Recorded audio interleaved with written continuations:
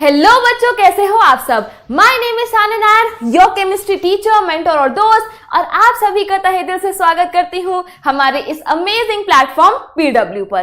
तो जैसे कि आप लोग जानते हैं कि हम आपके लिए लेकर आए हैं sprint batch, that is class 9th का वन शॉट रिवीजन सीरीज। मतलब एक ही वीडियो में चैप्टर को शुरू करेंगे, उसके सारे कॉन्सेप्ट्स को समझेंगे, क्वेश्चंस प्रैक्टिस करेंगे और वीडियो के एंड में चैप्टर को टाटा बाय बाय कर देंगे।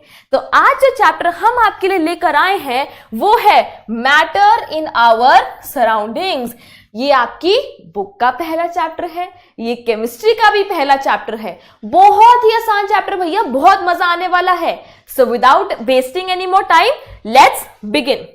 तो अब अगर चैप्टर का नाम है मैटर इन आवर सराउंडिंग्स, हमारी सराउंडिंग्स में मैटर है, हिंदी इसका हिंदी ट्रांसलेशन करो तो यही होता है, ठीक है। तो भैया सराउंडिंग्स में मैटर है, बट मैटर क्या है वो तो जानना ही पड़ेगा। तो आइए देखते हैं। Anything which has mass and occupies space is called matter.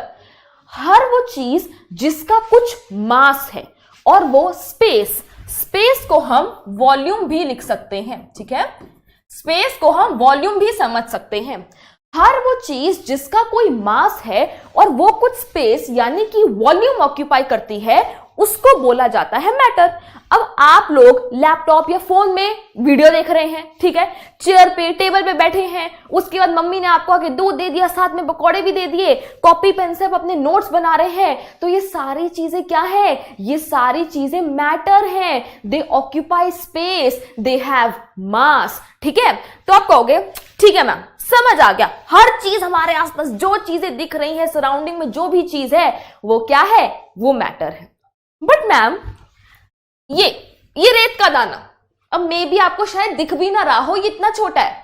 Ma'am इस रेत के दाने का मास कितना होगा? 0.0000000 पता नहीं कितना, 1 ग्राम या केजी। मैम ये तो ना के बराबर है, इसका मास ना के बराबर है। इतनी सी तो जगह भी ना के बराबर ले रहा है, ये थोड़ी ना मैटर है ना। गलत बात है भाई। हर वो चीज, डिस्क्रिमिनेशन नहीं करनी, हर वो चीज जिसका कुछ मास है और वो स्पेस ऑक्यूपाई करती है वो मैटर है। जैसे कि air, water, hydrogen, oxygen, sugar, sand, milk, oil, rocks etcetera etcetera, ये सब डिफरेंट तरीके के मैटर है, ठीक है। बट अब हम आगे चलते हैं। देखिए, things like friendship, love, affection, hatred, good manners, thoughts, ideas, taste, etc. do not occupy space and do not have mass. बेटे जैसे कि चीजें होती हैं, फ्रेंडशिप हो गया, प्यार हो गया, अच्छे थॉट्स हो गए, है ना, ये सारी चीजें क्या है? ये सारी चीजें हमारी जिंदगी में मैटर करती हैं, पर ये मैटर नहीं है भैया, साइंस के टर्म्स में ये मैटर नहीं है। दोस्ती हो गया, प्यार हो गया, नफरत हो गया, गुड मैनर्स हो गया, थॉट्स हो गया, आइडियाज हो गए, ये सब बहुत मायने रखती हैं जीवन में, बहुत मैटर करती हैं, बट ये मैटर नहीं है। क्यों? क्योंकि they do not occupy space and they do not have mass. देखिए, so from the point of view of chemistry, things like friendship, love, affection etcetera etcetera are not considered matter, ठीक है। समझ आ गया भैया, मैटर इन आवर सराउंडिंग्स। तो matter आखिरकार है क्या? ठीक है, चलो अब देखिए, modern day scientist classify matter into 2 ways. Scientist ने कहा देखो जी, मैटर को हम 2 तरीके से क्लासिफाई करते हैं, on the basis of physical properties, ठीक है, फिजिकल प्रॉपर्टीज के बेसिस पे क्लासिफाई करते हैं, and on the basis of chemical properties. On the basis of chemical properties. तो साइंटिस्ट ने कहा कि हम मैटर को 2 तरीके से पढ़ेंगे, 2 तरीके से क्लासिफाई करेंगे, on the basis of physical properties and on the basis of chemical properties. और जो आपका चैप्टर 1 है वो पूरा बेस्ड है फिजिकल प्रॉपर्टीज पे, ठीक है, मैटर इन आवर सराउंडिंग्स। और जो केमिकल प्रॉपर्टीज हैं उनको हम डिस्कस करेंगे चैप्टर 2 में, is matter around us pure. तो इतना आपको समझ आ गया, एम क्लियर हो गया कि इस चैप्टर में हमें क्या करना है, कैसे करना है, कैसे आगे बढ़ना है। तो बहुत ही बढ़िया। चलिए अब हम इतनी देर से बात करी जा रहे हैं मैटर की, मैटर की, मैटर की, बहुत इंपॉर्टेंट है। तो भैया आखिरकार मैटर बनता किससे है? What is matter made up of? Matter बना किस चीज से हुआ है?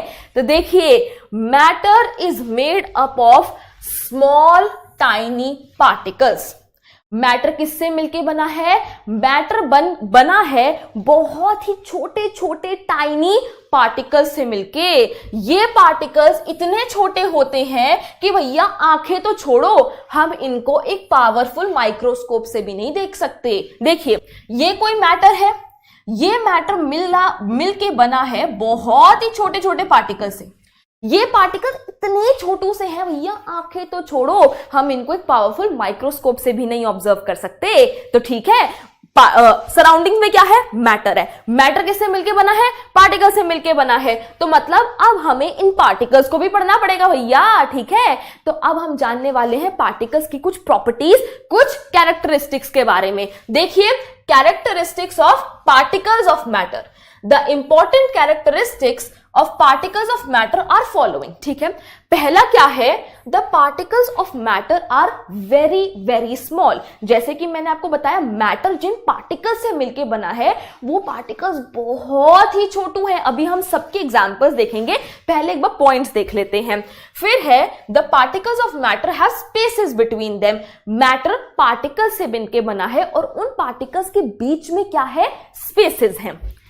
Particles of matter are constantly moving.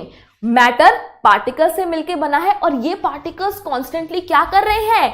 Move कर रहे हैं। Then we have particles of matter attract each other. आइए इनके लिए एक एक एग्जाम्पल अच्छे से डिस्कस करते हैं। तो सबसे पहला हमने देखा कि पार्टिकल्स ऑफ मैटर क्या है? They are very small. क्या है? ये बहुत ही छोटे होते हैं। अब आओ एक एग्जाम्पल लेते हैं। मैंने क्या करा? मैंने एक बीकर में पानी ले लिया। ठीक है, मैंने एक बीकर में पानी ले लिया। उस पानी में मैंने 2 क्रिस्टल्स डाल दिए। 2 क्रिस्टल्स डाल दिए किसके? पोटेशियम परमैंगनेट के। मेरे पास पानी था और मैंने उसमें 2 क्रिस्टल्स डाल दिए पोटेशियम परमैंगनेट के। मैंने कुछ सेकंड वेट करा और देखा कि ये जो पूरा पानी है भैया वो पर्पल कलर का हो गया। क्या हो गया? पर्पल कलर का हो गया। अब मैंने इस पानी में से, इस पर्पल पानी में से 10 ml पानी निकाल लिया और उसमें 90 ml नॉर्मल पानी, मतलब जो अपना नॉर्मल पानी होता है कलरलेस वाला, वो मैंने डाल दिया। 10 ml मैंने पर्पल वाला निकाला और 90 ml मैंने उसमें और पानी डाल दिया। तो मुझे क्या मिलेगा? मुझे फिर से कुछ ऐसा सा मिल जाएगा। फिर मैंने इसमें से 10 ml पानी निकाल के उसमें 90 ml पानी फिर से डाल दिया। फिर मुझे जो मिलेगा वो भी पर्पल से कलर का होगा। फिर मैंने उसमें से 10 ml लेके करा। तो मतलब मैं ऐसे करती गई, मैंने 6 बार 7 बार ऐसे करा। तो हर केस में मुझे क्या देखने को मिला? हर केस में मुझे देखने को मिला कि मेरे पास कैसा पानी है? पर्पल पानी है। वो अलग बात है कि जैसे जैसे केसेस आगे बढ़ते रहेंगे वो पर्पल कलर थोड़ा सा हल्का हल्का हल्का होता रहेगा, वो सेकेंडरी चीज है। बट हर केस में मुझे पर्पल पानी देखने को मिला। मेरे पास बेटा छोटू से 2 क्रिस्टल्स थे और इन 2 छोटे से क्रिस्टल्स ने इतने सारे पानी को पर्पल कर दिया। मतलब हर बार जब इनमें पानी डाला जा रहा था तो ये क्रिस्टल्स और टूटी जा रहे थे, छोटे छोटे पार्टिकल्स में टूट रहे थे। ठीक है, तो इससे हमें क्या जानने को मिला? कि the particles of matter are very small. ठीक है, ये पॉइंट क्लियर हो गया। नेक्स्ट है particles of matter have spaces between them. आइए इसके लिए एक्सपेरिमेंट देखते हैं। मैंने क्या करा? एक बीकर में पानी लिया जिसका ना लेवल यहां तक है। ठीक है, यहां तक मेरा पानी है। अब मैंने क्या करा भैया? मैंने उसमें डाल दी चीनी। ठीक है, मैंने उसमें डाल दी चीनी। अब जब चीनी पानी में जाएगी तो सबसे पहले वो छोटे छोटे पार्टिकल्स में टूट जाएगी। अब चीनी जो है वो छोटे छोटे पार्टिकल्स में टूट गई। अब चीनी ने पानी से कहा, यार तुमने मुझे अपने घर पे इनवाइट तो कर लिया, बैठने की जगह तो दो, मैं कहां जाके बैठूं? तो बेटा जब हमने चीनी को पानी में डाला तो सबसे पहले जो चीनी है वो छोटे छोटे पार्टिकल्स में टूट गई। अब ये बैठेंगे कहां जाके? कहां जाएंगे छोटे छोटे पार्टिकल्स? तो पानी ने कहा भैया टेंशन नहीं लेनी, मैं तो तुम्हारा बेस्ट फ्रेंड हूं। ये देखो, ये पानी के पार्टिकल्स हैं और ये चीनी के पार्टिकल्स हैं। तो पानी के पार्टिकल्स ने कहा आओ भैया हमारे साथ बैठो। तो ये थे पानी के पार्टिकल्स और चीनी के जो पार्टिकल्स हैं, शुगर के जो छोटे छोटे पार्टिकल्स हैं, वो वाटर के पार्टिकल्स के बीच में जाके बैठ गए और हमारा जो लेवल है पानी का वो नहीं बढ़ा।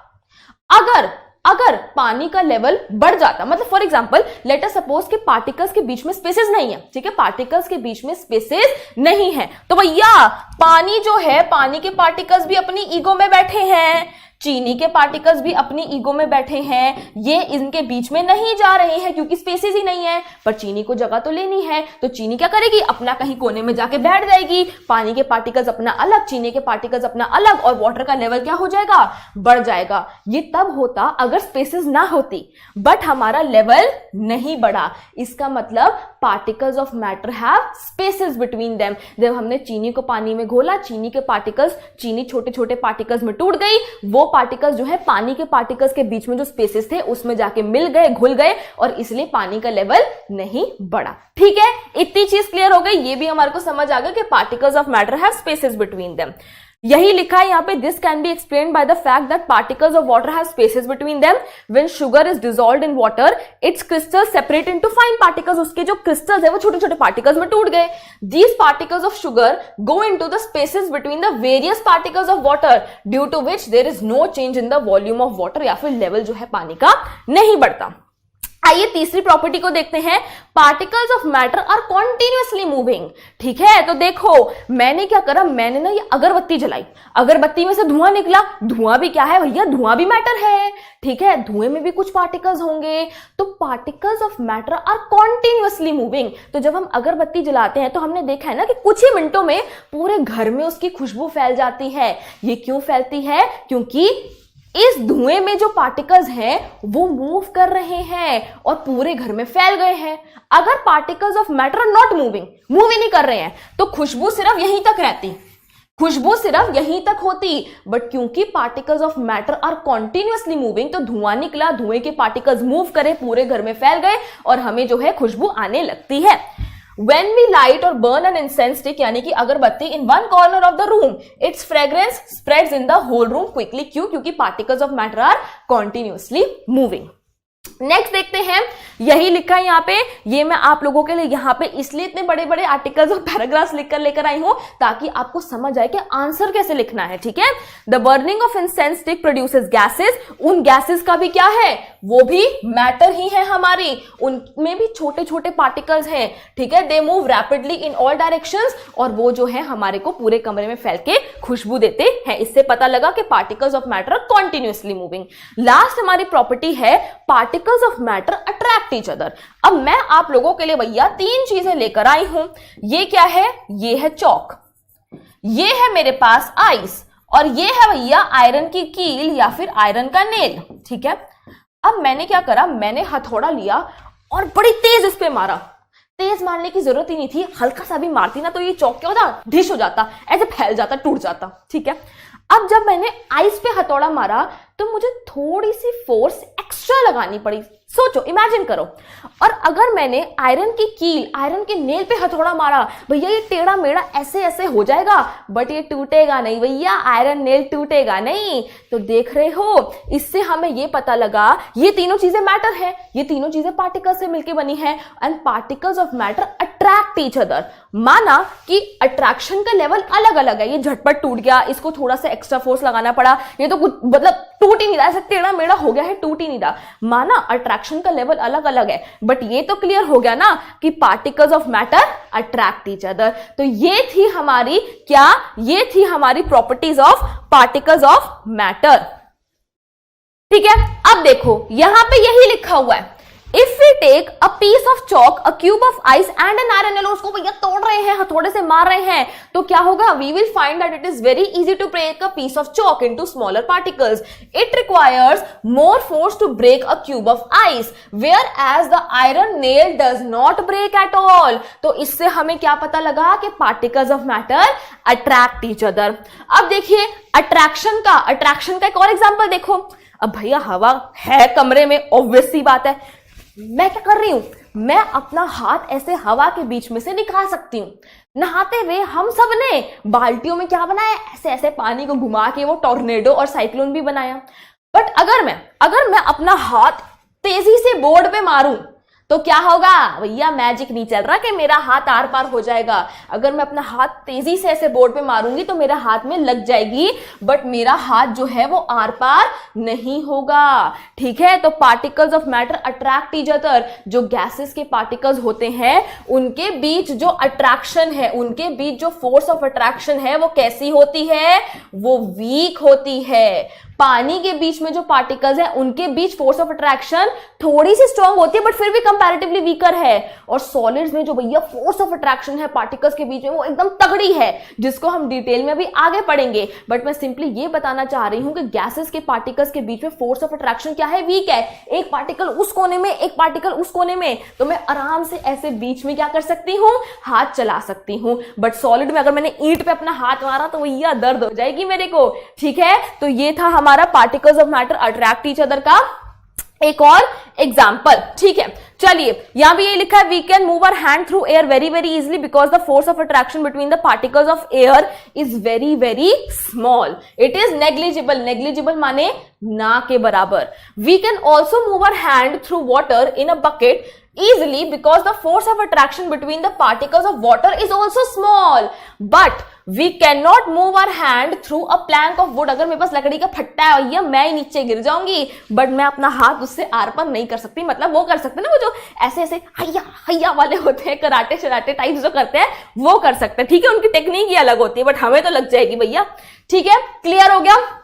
पार्टिकल्स जो हमने मैटर पार्टिकल से बना है और हमने पार्टिकल्स की प्रॉपर्टीज कैरेक्टरिस्टिक्स देख लिए हैं, उनके एग्जांपल्स भी डिस्कस कर लिए हैं और हमें समझ आ गया है। अब हम अपने नेक्स्ट टॉपिक पे चलते हैं जो कि है डिफ्यूजन।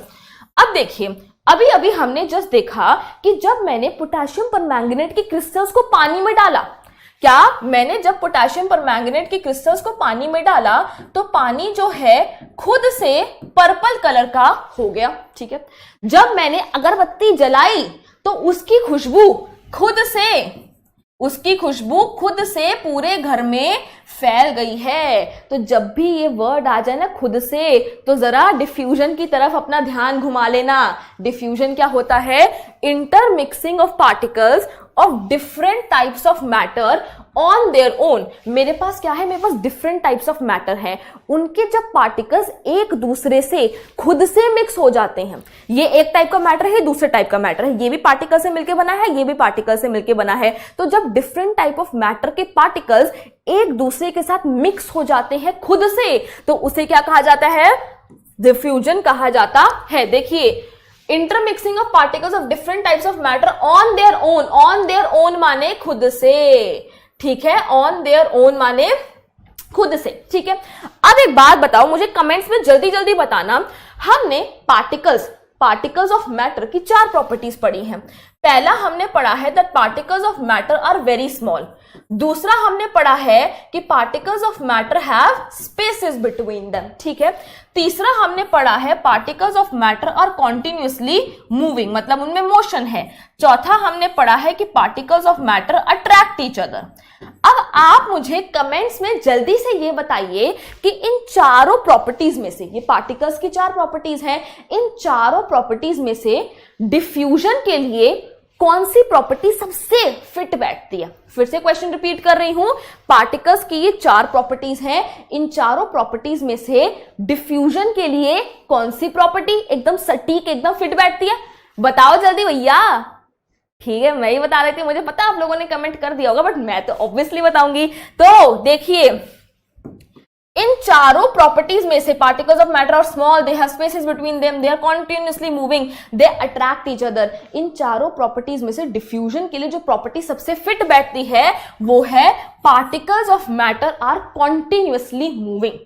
कैसे मैम, आइए मैं बताती हूँ। लेट अस सपोज भैया आपको ना विंडो के बाहर खड़े होकर एक फॉर्म सबमिट कराना है। अब बहुत लंबी लाइन लगी हुई है बच्चों की, तो वो सारे बच्चे क्या हैं, वो सारे बच्चे हैं स्मॉल पार्टिकल्स। अब आपके दोस्त ने भैया आपके लिए जगह बचा दी कि यार मेरा दोस्त आएगा, मैं उसके लिए जगह बचा के रखूंगा, उसको लाइन के बीच में घुसा लूंगा। स्मॉल पार्टिकल्स भी हो गए, स्पेसेस भी हो गए, ठीक है। अब एक बात बताओ, आप आए, आप ना लाइन में खड़े होने की बजाय कहीं और ही जाके बैठ गए, तो आपके दोस्त आपको कंधे पे उठा के थोड़ा ना लाइन में लेकर आएंगे। जब तक आप खुद मूव करके, क्या कहा मैंने, जब तक आप खुद मूव करके लाइन में नहीं लगते तब तक आपका फॉर्म कैसे सबमिट होगा, समझ रहे हो? देखो अब इसको केमिस्ट्री से रिलेट करते हैं, ठीक है। मेरे पास क्या है, मेरे पास पोटेशियम परमैंगनेट के क्रिस्टल्स और मेरे पास पानी है। मैंने पोटेशियम परमैंगनेट के क्रिस्टल्स को पानी में डाला, उसके भी छोटे छोटे पार्टिकल्स मेरे पास हैं, पानी के भी छोटे छोटे पार्टिकल्स मेरे पास हैं, पानी के पार्टिकल्स के बीच में स्पेसेस भी हैं। बट जब तक पोटेशियम परमैंगनेट के क्रिस्टल्स खुद से मूव होके पानी के पार्टिकल्स के बीच में नहीं जाएंगे, उनसे मिक्स नहीं होंगे, तब तक भैया कलर कैसे पर्पल होगा? तो समझ रहे हो, इन चारों प्रॉपर्टीज में से डिफ्यूजन को बेस्ट कौन डिस्क्राइब करता है? Motion of particles. तो देखिए बच्चा, यहां यही लिखा है, diffusion is a property of matter which is based on the motion of its particles. अब गैसेस के पार्टिकल्स भी मूव कर रहे हैं, लिक्विड के पार्टिकल्स भी मूव कर रहे हैं, सॉलिड्स के भी मूव कर रहे हैं। So diffusion occurs in gases, liquids and solids. Clear है? समझ आ गया? बहुत बढ़िया बात है। चलो, the rate of diffusion increases on increasing the temperature. अरे बाप रे, ये क्या हो गया? आइए बताते हैं। देखो, आपने कभी देखा है कि मम्मी जब कभी खाना बनाती है, ठीक है, तो तवा है, तवे को अभी अभी मम्मी ने ऐसे गैस पे चढ़ाया है, ये तो चम्मच ज्यादा लग रहा है वैसे रुको, तवा सा कुछ बना देते हैं ना, ऐसा सा कुछ तवा है, मम्मी ने इसको गैस पे चढ़ाया है और इसमें थोड़ा सा बीच में घी डाल दिया। जब तक तवा ठंडा होता है तब तक घी भी अपना ऐसे ही पड़ा रहता है ना, कोई उसका कोई दुनिया से कोई लेना देना नहीं है। बट जैसे ही तवा गर्म होने लगता है, वैसे ही ये जो घी भी है वो भी इसे तर तर तर तर तर तर करने लगता है, उछलने लगता है, उसका मोशन बढ़ जाता है ना। एक और एग्जांपल देखो भाई, आप किसी जगह पे गए हो, बहुत गर्मी का मौसम है, आप कहीं जगह पे गए हो, बाहर आपको चप्पल उतार के अंदर नंगे पैर जाना है, तो क्या होता है, बहुत गर्मी का मौसम है, फर्श तप रहा है, तो आप ऐसे हाय हाय जल्दी चलो जल्दी चलो जल्दी चलो, मेरे पैर चल रहे हैं, है ना। तो मतलब जैसे जैसे टेम्परेचर बढ़ रहा है, मोशन भी क्या हो रहा है? बढ़ रहा है। मैं फिर से रिपीट कर रही हूं, जैसे जैसे टेम्परेचर बढ़ रहा है, मोशन बढ़ रहा है। मैंने आपको 2 एग्जांपल्स देके समझा दिया। अब भैया मोशन क्या है? मोशन ही तो डिफ्यूजन है। पार्टिकल्स की मूवमेंट, पार्टिकल्स की मोशन की वजह से ही तो डिफ्यूजन हो रहा है। तो अगर टेम्परेचर बढ़ने पे पार्टिकल्स का मोशन बढ़ रहा है, तो मैं क्या ये कह सकती हूं कि टेम्परेचर बढ़ने पे डिफ्यूजन बढ़ेगा? फिर से रिपीट कर रही हूं, टेम्परेचर बढ़ने पे पार्टिकल्स का मोशन बढ़ता है, और मोशन ही क्या है? डिफ्यूजन, क्योंकि पार्टिकल्स के मोशन की वजह से ही डिफ्यूजन होता है। तो टेम्परेचर बढ़ने पे मोशन बढ़ा, मोशन बढ़ने पे डिफ्यूजन बढ़ा। तो यही यहां पे लिखा हुआ है, the rate of diffusion increases on increasing the temperature. अब इसको एक और एग्जांपल से समझो भाई, कभी ट्यूशन से घर जा रहे हैं, यार 8 बज गए, बहुत थक गए आज तो। अगर घर पे बन रहा है, यार सोचो, है ना, दाल मखनी, शाही पनीर बन रहा है, नान बन रहा है ना, एकदम उसकी खुशबू ना बाहर तक ही आ जाती है। ओह, मन कर गया मैं तो खाने का। उसकी खुशबू बाहर तक ही आ जाती है और खुश हो जाते हो, दिल खुश हो जाता है, दिल गार्डन गार्डन हो जाता है कि यार आज तो घर पे अच्छा खाना बना है। बट किसी दिन भाई मम्मी घर पे है नहीं, तो आपको क्या करना पड़ रहा है? अपना ब्रेड जैम बना रहे हो, ठंडा ठंडा, यार ब्रेड जैम ही खा लेते हैं। अब क्या होता है, आपने ठंडी ब्रेड ली, उस पर ठंडा जैम लगाया, जब आप ब्रेड जैम को अपने मुंह के पास लेकर आते हो ना, तब खुशबू आती है कि अच्छा स्ट्रॉबेरी वाला जैम है या जो भी व्हाटएवर। तो गरम खाने की खुशबू बाहर तक आ गई। गरम खाने की खुशबू बाहर तक क्यों आई? क्योंकि टेम्परेचर ज्यादा था, डिफ्यूजन जल्दी जल्दी हुई, आपको खुशबू बाहर तक आ गई। बट ठंडे खाने के केस में टेम्परेचर क्या था? कम था, डिफ्यूजन क्या हुई? कम हुई। तो जब तक आप बहुत पास नहीं लेकर आ गए उसको, तब तक आपको खुशबू नहीं आई। ठीक है, तो देखो यहां यही लिखा है, the smell of food being cooked in the kitchen reaches us even from a considerable distance. क्यों? क्योंकि जब किचन में खाना बन रहा है वो गर्म है, गर्म है मतलब टेम्परेचर ज्यादा है, मतलब पार्टिकल्स का मोशन ज्यादा है, मतलब डिफ्यूजन ज्यादा है, मतलब आपको दूर तक खुशबू आ जाएगी। बट ठंडे खाने में टेम्परेचर कम है, पार्टिकल्स का मोशन कम है, डिफ्यूजन कम है, आपको खुशबू बहुत पास आने पे आएगी। ठीक है, क्लियर? चलो नेक्स्ट देखो, when someone opens a bottle of perfume in one corner of the room, its smell spreads in the whole room quickly. ये वही अगरबत्ती का भी एग्जांपल हो गया। अगर आपने यहाँ पे परफ्यूम छिड़का है तो कुछ ही सेकंड में पूरे रूम में उसकी खुशबू फैल जाती है। ये भी आपका डिफ्यूजन का एग्जांपल हो गया। चलो अब भैया डिफ्यूजन क्लियर हो गया है, तो हम अपने एक बहुत ही प्यारे से और इंपॉर्टेंट से टॉपिक पे आ गए हैं, जो कि है स्टेट्स ऑफ मैटर। अब मैं इससे पहले लिखूं, जल्दी से यार झटपट मुझे कमेंट्स में बता दो कि कितनी स्टेट्स ऑफ मैटर होती है। चलो 5 सेकंड दिए तुम्हें, 1 2 3 4 5।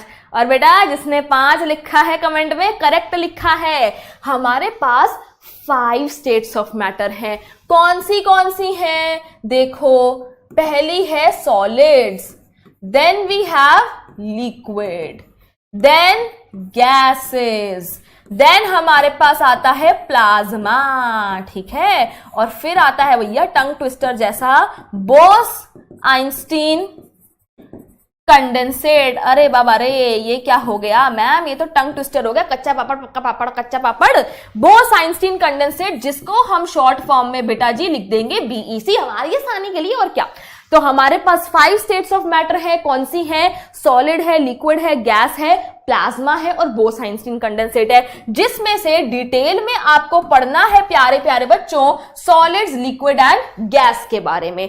प्लाज्मा और बोस-आइंस्टीन कंडेंसेट को बस गो थ्रू करना है यार। अब हमारे साइंटिस्ट जो है वो लाखों करोड़ों रुपए खर्च करके ऐसी टेक्नोलॉजी मतलब इन्वेंशंस करते हैं, नई नई चीज डिस्कवर करते हैं, तो ये थोड़ा ना कि हम उन्हें पढ़े ही ना, हमें पढ़ना चाहिए, है ना। तो इन तीनों को डिटेल में पढ़ेंगे, इनका बस हम एक ओवरव्यू करेंगे।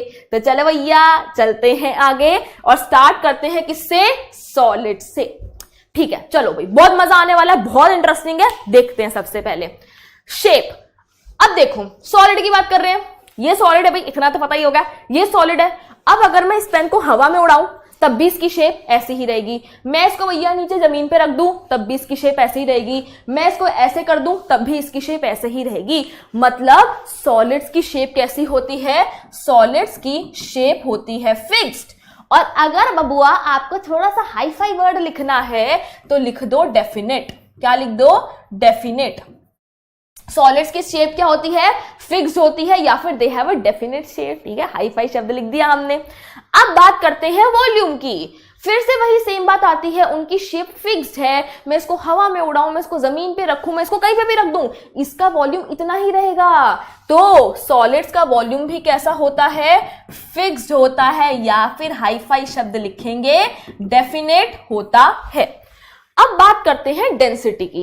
सॉलिड्स की जो डेंसिटी होती है ना, वो क्या होती है, हाई होती है। इनकी डेंसिटी क्या होती है, इनकी डेंसिटी हाई होती है। और अगर हम सॉलिड, लिक्विड, गैस में कंपैरिजन करें तो इनकी डेंसिटी कैसी होती है, दे हैव मैक्सिमम डेंसिटी।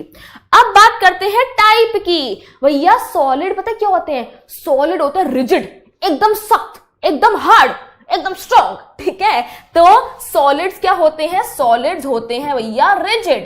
क्या होते हैं, रिजिड। ये बड़े सारे पर्यायवाची यूज कर दी हैं, इसका मतलब क्या है, रिजिड। अब बात करते हैं कंप्रेसिबिलिटी की। कंप्रेसिबिलिटी का मतलब है कंप्रेस करना। मैम ये क्या मतलब हुआ, हिंदी में बताओ ना। कंप्रेसिबिलिटी का मतलब है बेटा किसी भी चीज को दबाने की कोशिश करना। मैं इस पेन पे चाहे कितना भी प्रेशर लगा लूं, कितनी भी फोर्स लगा लूं, ये टूट जाएगा भैया, पर अपनी शेप नहीं चेंज करेगा। सॉलिड ना बड़े ईगो वाले होते हैं, हम टूट जाएंगे पर ये नहीं कि एडजस्ट कर ले थोड़ा, ना भैया ना, तुम जितना मर्जी प्रेशर लगाओ, जितना मर्जी फोर्स लगाओ, मैं टूट जाऊंगा बट मैं अपनी शेप नहीं चेंज करूंगा। तो कंप्रेसिबिलिटी के मामले में सॉलिड्स क्या होते हैं, सॉलिड्स की कंप्रेसिबिलिटी होती है नेग्लिजिबल। नेग्लिजिबल बेटा हिंदी में बोले तो ना के बराबर। कितनी, ना के बराबर। तो मैम एक बात बताओ, क्यों सॉलिड्स की शेप फिक्स्ड है, क्यों उनका वॉल्यूम फिक्स्ड है, क्यों उनकी डेंसिटी हाई है, क्यों वो रिजिड है, क्यों उनकी कंप्रेसिबिलिटी नेग्लिजिबल है, आखिरकार मैम वजह क्या है। तो बेटा अब 2 प्रॉपर्टीज डिस्कस करेंगे जिससे हमें सारी पिक्चर क्लियर हो जाएगी। अभी हमने पीछे देखा है कि particles of matter attract each other and particles of matter have spaces between them. तो अब देखो सॉलिड्स के केस में जो पार्टिकल्स होते हैं ना, सॉलिड्स के केस में जो पार्टिकल्स होते हैं उनके बीच भैया फोर्स ऑफ अट्रैक्शन एकदम हद लेवल की हाई होती है, एकदम परंपरा, प्रतिष्ठा, अनुशासन लेवल वाली होती है। तो सॉलिड्स के जो पार्टिकल्स हैं उनके बीच फोर्स ऑफ अट्रैक्शन कैसी होती है, बहुत ही ज्यादा हाई होती है, मैक्सिमम होती है अगर तीनों में से कंपैरिजन करें तो। ठीक है, अब भैया अगर 2 चीजों के बीच में बहुत ही ज्यादा अट्रैक्शन है तो वो पास पास ही तो रहेंगे ना। तो इसीलिए पार्टिकल्स, सॉलिड्स के पार्टिकल्स के बीच में जो स्पेसेस होती हैं वो क्या होती हैं, मिनिमम होती हैं। इसको समझो, इसको समझो। देखो आपका भैया बेस्ट फ्रेंड है, दोस्ती बिल्कुल गहरी है, अट्रैक्शन एकदम हाई लेवल की है, बिल्कुल मैक्सिमम अट्रैक्शन है, स्ट्रॉन्ग अट्रैक्शन है। स्ट्रॉन्ग अट्रैक्शन है, क्लास में भी साथ बैठोगे, कोई प्रोजेक्ट का काम आएगा, मैम मैं तो अपने बेस्ट फ्रेंड के साथ ही करूंगा, रिसेस में भी साथ जाओगे, बस में भी साथ बैठोगे, ट्यूशन भी साथ जाओगे, गप्पे हाँकोगे, मोमोज खाने भी साथ जाओगे। तो मतलब फोर्स ऑफ अट्रैक्शन मैक्सिमम है, रिश्ता एकदम स्ट्रॉन्ग है, एकदम तगड़ा है, तो स्पेसेस क्या होगी, मिनिमम, हर टाइम साथ रहते हो। मैम राम कहां है, जहां पे बेटा शाम होगा वहीं पे राम होगा, ठीक है। तो सॉलिड्स की फोर्स ऑफ अट्रैक्शन क्या होती है, मैक्सिमम होती है। रिपीटिंग अगेन, सॉलिड्स के पार्टिकल्स में जो फोर्स ऑफ अट्रैक्शन होती है वो मैक्सिमम होती है। पार्टिकल्स एक दूसरे को बहुत ही स्ट्रांगली खींचते हैं, अपनी तरफ अट्रैक्ट करते हैं, और इसलिए उनके बीच जो स्पेसेस होती हैं वो मिनिमम होती है, एकदम ना के बराबर होती हैं, ठीक है। तो इसीलिए हम कहते हैं कि जो सॉलिड्स होते हैं उनमें पार्टिकल्स एकदम टाइटली पैक्ड होते हैं, एकदम खचाखच भरे होते हैं, ठीक है। पर इससे पहले क्या आपको कि मैम अभी तो आपने कहा था कि जो पार्टिकल्स ऑफ मैटर है they are continuously moving, they are continuously moving, और अभी आपने कह दिया कि सॉलिड्स में तो भैया टाइटली पैक्ड होते हैं, तो वो मूव कैसे करेंगे बेटा, मूव वो वहां भी करेंगे, प्रॉपर्टी को नहीं छोड़ेंगे अपनी, पर वहां पे वो कैसे मूव करेंगे, वो अपनी ही जगह पे वाइब्रेट करते हैं। मतलब ऐसे आराम से खुल्लम खुल्ला मटर गश्ती नहीं कर सकते, बट अपनी जगह पे ऐसे ऐसे ऐसे ऐसे क्या करते हैं, वाइब्रेट करते हैं। प्रॉपर्टी नहीं छोड़ेंगे बेटा, जो 4 प्रॉपर्टीज पड़ी हैं वो तो हर जगह लागू होगी, ठीक है। तो सॉलिड्स के केस में हमारी स्पेसेस क्या होती हैं, मिनिमम होती हैं, और फोर्स ऑफ अट्रैक्शन क्या है, मैक्सिमम है। और इसी वजह से, इसी मैक्सिमम फोर्स ऑफ अट्रैक्शन की वजह से क्या होता है, इनकी शेप हमारी फिक्स होती है, वॉल्यूम फिक्स होता है, डेंसिटी इतनी हाई होती है, ये रिजिड होते हैं, एकदम सख्त होते हैं, स्ट्रांग होते हैं, और इनको कंप्रेस, इनको दबाया नहीं जा सकता। भैया खुद सोचो यार, ऑलरेडी इतने खचाखच भरे हुए हैं, और क्या दबाओगे, इनके पास जगह ही नहीं है दबने की, ठीक है। क्लियर हो गया, सॉलिड समझ आ गया, तो कमेंट्स में जरा आग लगा देना, ठीक है। अब देखो कुछ हमारे पास सॉलिड्स पे कुछ क्वेश्चंस आते हैं जो आपकी एनसीईआरटी में गिवन है, आइए उनको डिस्कस करते हैं। अ rubber band changes its shape on stretching, is it solid? तो भाई आपने देखा होगा कि जैसे गर्ल्स पोनी बनाती हैं तो ऐसे करके पोनी बनाती हैं, कभी एक पोनी पे एक बार घुमाती है रबर बैंड को, 2 बार घुमाती है, 3 बार घुमाती है, मतलब आप रबर बैंड को कितना भी स्ट्रेच कर सकते हो। तो भाई अभी तो हमने पढ़ा है कि सॉलिड्स क्या होते हैं, अपनी शेप नहीं चेंज कर सकते, बट आप तो रबर बैंड को ऐसे खींच रहे हो। हमने अपने दोस्तों को भी ऐसे रबर बैंड खींच खींच के बहुत मारा है ना, बड़ी तेज लगती है। तो रबर बैंड को तो हम खींच सकते हैं, स्ट्रेच कर सकते हैं, तो वो सॉलिड कैसे हुआ? तो एक बात बताओ, जब मैं रबर बैंड को खींच रही हूं तो मैं उस पर एक एक्सटर्नल फोर्स लगा रही हूं, वो तभी खींच रहा है। जैसे ही मैंने वो फोर्स हटाई, वो प्यारा सा बच्चा अपनी जगह पे वापस आ जाता है, ठीक है। तो rubber band changes its shape on stretching, is it solid? Yes, it is a solid. क्यों? क्योंकि it regains its shape, it regains its shape, वो अपनी शेप वापस ले लेता है। जब हमने जो उस पर एक्सटर्नल फोर्स लगाई है उसे जैसे ही रिमूव करते हैं, वो प्यारा सा बच्चा अपनी जगह पे वापस आ जाता है। नेक्स्ट है, शुगर और salt take the shape of the container in which they are kept, are they solids? आप कहोगे मैम अभी तो हम चीनी लेकर आए थे, नमक लेकर आए थे, पैकेट में था, अब हमने उसको जार में डाल दिया, फिर कटोरी में डाल दिया, फिर चम्मच में ले लिया, वो तो अपनी शेप ही चेंज करी जा रहा है। तो बेटा देखो, क्या आपने कभी चीनी के दाने को देखा? एक दाने को, वो कुछ ऐसा सा दिखता है ना। नमक के दाने को देखा है, वो ऐसे ऐसे ऐसे से होते हैं, ठीक है। तो अगर आप चीनी को पैकेट से निकाल के जार में डाल रहे हो या फिर कटोरी में डाल रहे हो, तो ध्यान से देखना, चीनी या नमक का जो इंडिविजुअल दाना है ना, वो अपनी शेप कभी नहीं चेंज करेगा। इतनी सारी चीनी है यार, वो तो अलग बात है, मैं चीनी के एक दाने की, मैं नमक के एक दाने की बात कर रही हूं, वो अपनी शेप कभी भी चेंज नहीं करेगा। तो शुगर और salt take the shape of the container in which they are kept, are they solids? Yes, they are solids, because shape of the individual crystal remain same. एक एक दाने की अगर हम बात करें तो उसकी शेप सेम रहती है। Then we have we can compress a sponge, is it solid? आपने देखा होगा भैया स्पॉन्ज होता है, उसको ऐसे करते हैं तो उसमें से वो उसकी शेप चेंज हो जाती है, वैसे कंप्रेस हो जाता है, ठीक है। वो कैसे सॉलिड हुआ?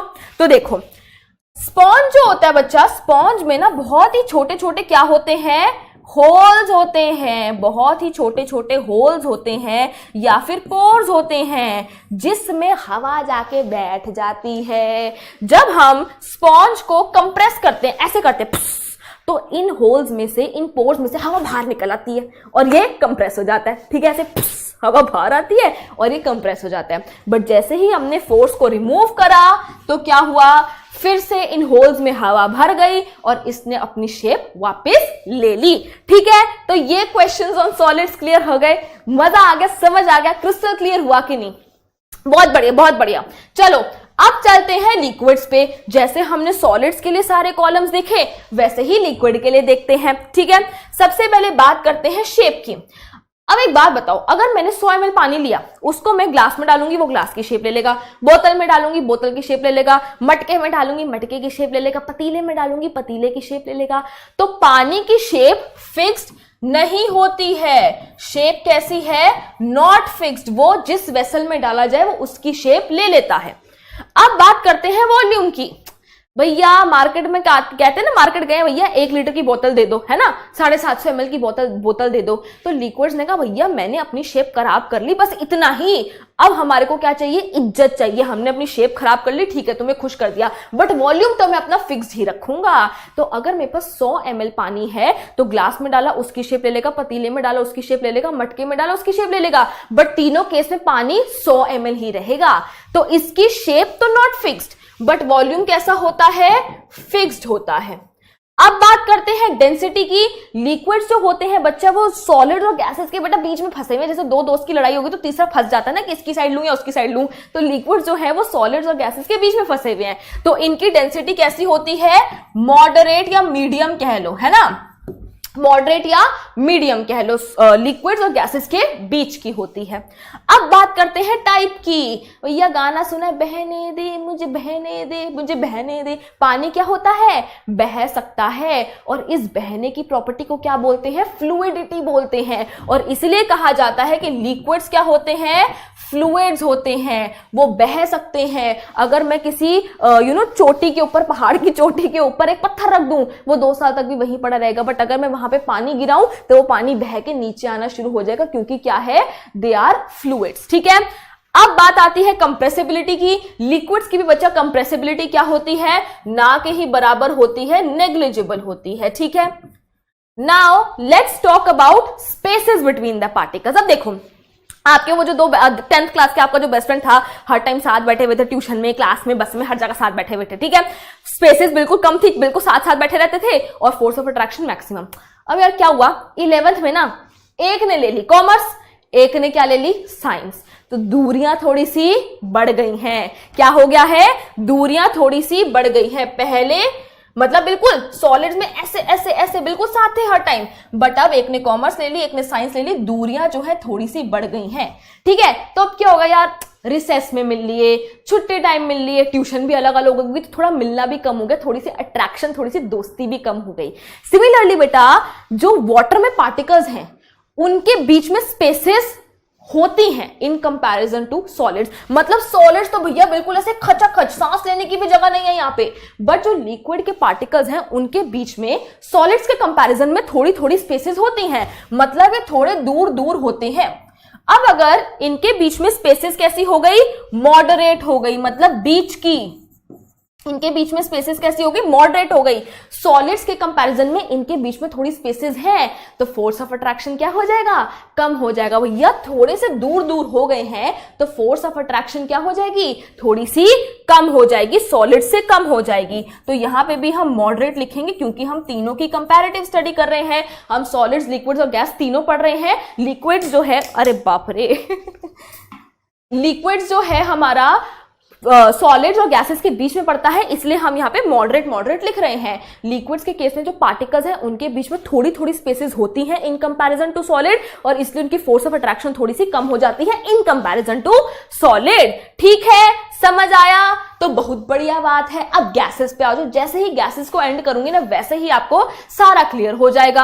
अब शेप की बात करते हैं। भैया मेरे पास एक गुब्बारा था, मैंने गुब्बारा फोड़ दिया, गुब्बारे की हवा पूरे कमरे में फैल गई, मैंने कमरे का दरवाजा खोल दिया, पूरे घर में फैल गई। कोई शेप नहीं है बेटा, कोई कुछ नहीं है। तो गैसेस में शेप क्या होती है?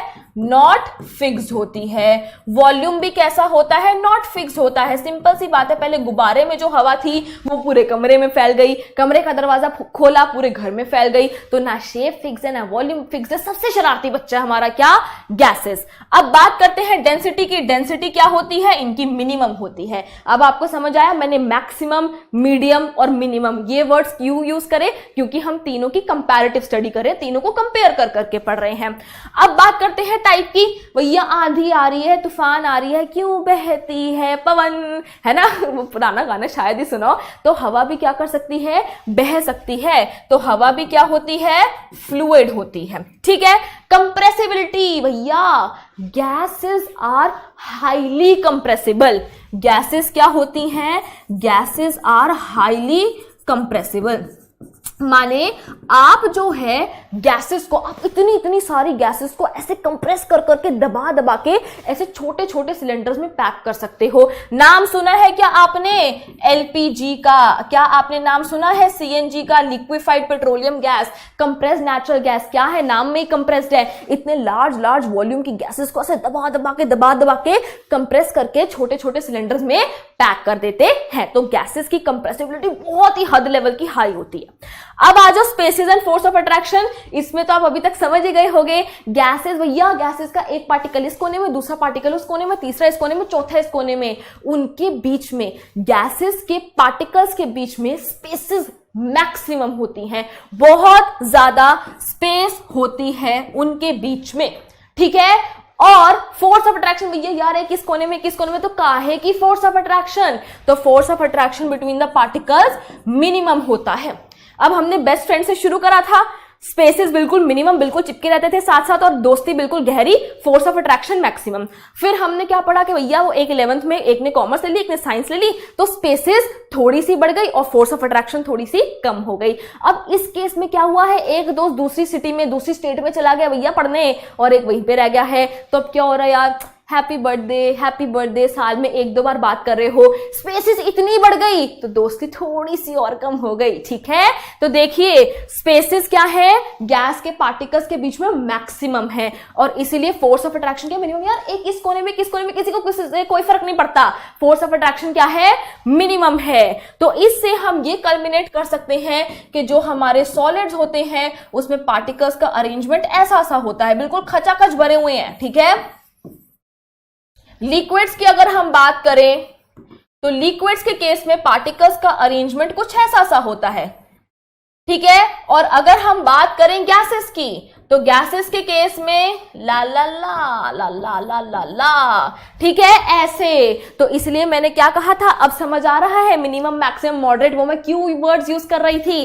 तो अब आपको आई होप कि सॉलिड्स, लिक्विड्स एंड गैसेस के जो तीनों ये जो टॉपिक्स हैं वो अच्छे से समझ आ गए होंगे। इन तीनों में जो भी हमने सारी प्रॉपर्टीज डिस्कस करी हैं वो समझ आ गई होंगी। ठीक है। तो अब गैसेस का एक छोटा सा देख लो एग्जांपल। मैंने क्या बोला कि गैसेस क्या होती हैं, हाईली कंप्रेसिबल होती हैं। हम लार्ज वॉल्यूम ऑफ गैसेस को कंप्रेस करके दबा दबा के सिलेंडर में क्या कर सकते हैं, कैद कर सकते हैं। तो भैया अब देखो इस सिलेंडर में गैस है, गैस के मेरे पास पार्टिकल्स हैं। अब ये बेचारे पार्टिकल्स के पास आंखें तो है नहीं, है ना, कि हम देख ले कहाँ जा रहे हैं कहाँ नहीं जा रहे। चश्मा तो क्या ही, चश्मा तो दूर की बात है। तो अब जैसे देख खेलते हैं ना, लुक्कन मिट्टी खेलते हैं, पट्टी बांध देते हैं, वो बेचारे को पता ही नहीं होता कहाँ जा रहे हैं। वैसे इन पार्टिकल्स को भी नहीं पता कहाँ जा रहे हैं। मूव तो कॉन्टिन्यूसली करेंगे ही, क्योंकि particles of matter continuously move करते हैं। मैटर के जो पार्टिकल्स है, दे आर मूविंग कॉन्टिन्यूसली। तो ये इधर जा रहा है, ये इधर जा रहा है, ये इससे टकरा रहा है, ये इससे टकरा रहा है, ये यहां जा रहा है, यहां जा रहा है। तो दे आर मूविंग, और उस मोशन के दौरान ये एक दूसरे से भी टकराते हैं और इस सिलेंडर की वॉल से भी टकराते हैं। तो जब ये सिलेंडर की वॉल से टकराते हैं तो ये उन वॉल्स पे एग्जर्ट करते हैं, क्या, प्रेशर एग्जर्ट करते हैं। तो देखो, due to the random motion of the particles of gas they hit each other as well as the walls of the container, thereby exerting pressure on the walls of the container। छोटा सी line थी, छोटा सा topic था, simple सा। ठीक है। चलिए अब आ जाते हैं हम प्लाज्मा पे, अपनी चौथी स्टेट ऑफ मैटर पे आ गए हैं, जो कि है प्लाज्मा। प्लाज्मा क्या है, it is a mixture of free electrons and ions.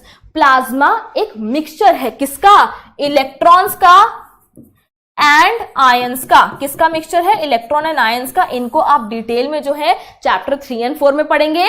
Plasma is a mixture of free electrons and ions. Plasma is considered the fourth state of matter. Simple सी बात है। Plasma occurs naturally inside the stars. Plasma naturally कहां मिलता है, stars में मिलता है। जैसे ये हमारा सन है ना, ये क्या है, एक स्टार है, तो नेचुरली प्लाज्मा स्टार्स में पाया जाता है। Inside the stars, the temperature is so high that the atom breaks down। ठीक है। स्टार्स के अंदर भैया क्या होता है, कितना मिलियन मिलियन डिग्री टेम्परेचर होता है, तो उनके अंदर जो एटम्स हैं वो टूट जाते हैं और क्या रिलीज करते हैं, इलेक्ट्रॉन्स एंड आयंस भी बन जाते हैं। और इन्हीं इलेक्ट्रॉन्स एंड आयंस के मिक्सचर को क्या कहा जाता है, प्लाज्मा कहा जाता है। This mixture of free electrons and ions in a star is called plasma. The stars glow because of the presence of plasma in them. तो ये जो हमारा सन ग्लो कर रहा है ना, ये किसकी बदौलत कर रहा है, ये प्लाज्मा दीदी की बदौलत ग्लो कर रहा है। ठीक है, अब देखो अर्थ पे कैसे बना सकते हैं प्लाज्मा, नेचुरली भैया स्पेस में मिल रहा है, स्टार्स में मिल रहा है, अर्थ पे कैसे बनाए, अर्थ पे देखो कैसे बनाते हैं। Plasma can be made on earth by passing electricity through gases at very low temperature taken in a glass tube. आप गैसेस लो by passing electricity through gases at very low pressure पे गैसेस लो, उनमें से बिजली पास कराओ तो आपका प्लाज्मा बन जाएगा। ज्यादा इसमें डिटेल में हमें जाना नहीं है।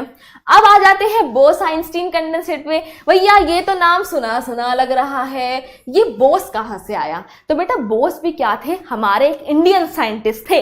ठीक है, तो in 1920 Indian scientist Satyendra Nath Bose did some calculations for the fifth state of matter. उन्होंने कहा यार कुछ तो है, कुछ तो गड़बड़ है दया, उन्होंने कहा कुछ तो है भैया फिफ्थ स्टेट ऑफ मैटर जैसा। वो कैलकुलेशंस आइंस्टाइन ने उठाई। देखिए, on the basis of those calculations Albert Einstein predicted the existence of a new state of matter. तो एक प्रिडिक्शन आया कि हाँ भैया पांचवी स्टेट भी कोई है, बट फाइनली उस स्टेट को अचीव किसने करा, उस स्टेट को अचीव करा तीन साइंटिस्ट ने, कॉर्नेल, कैटरेल एंड वियमन।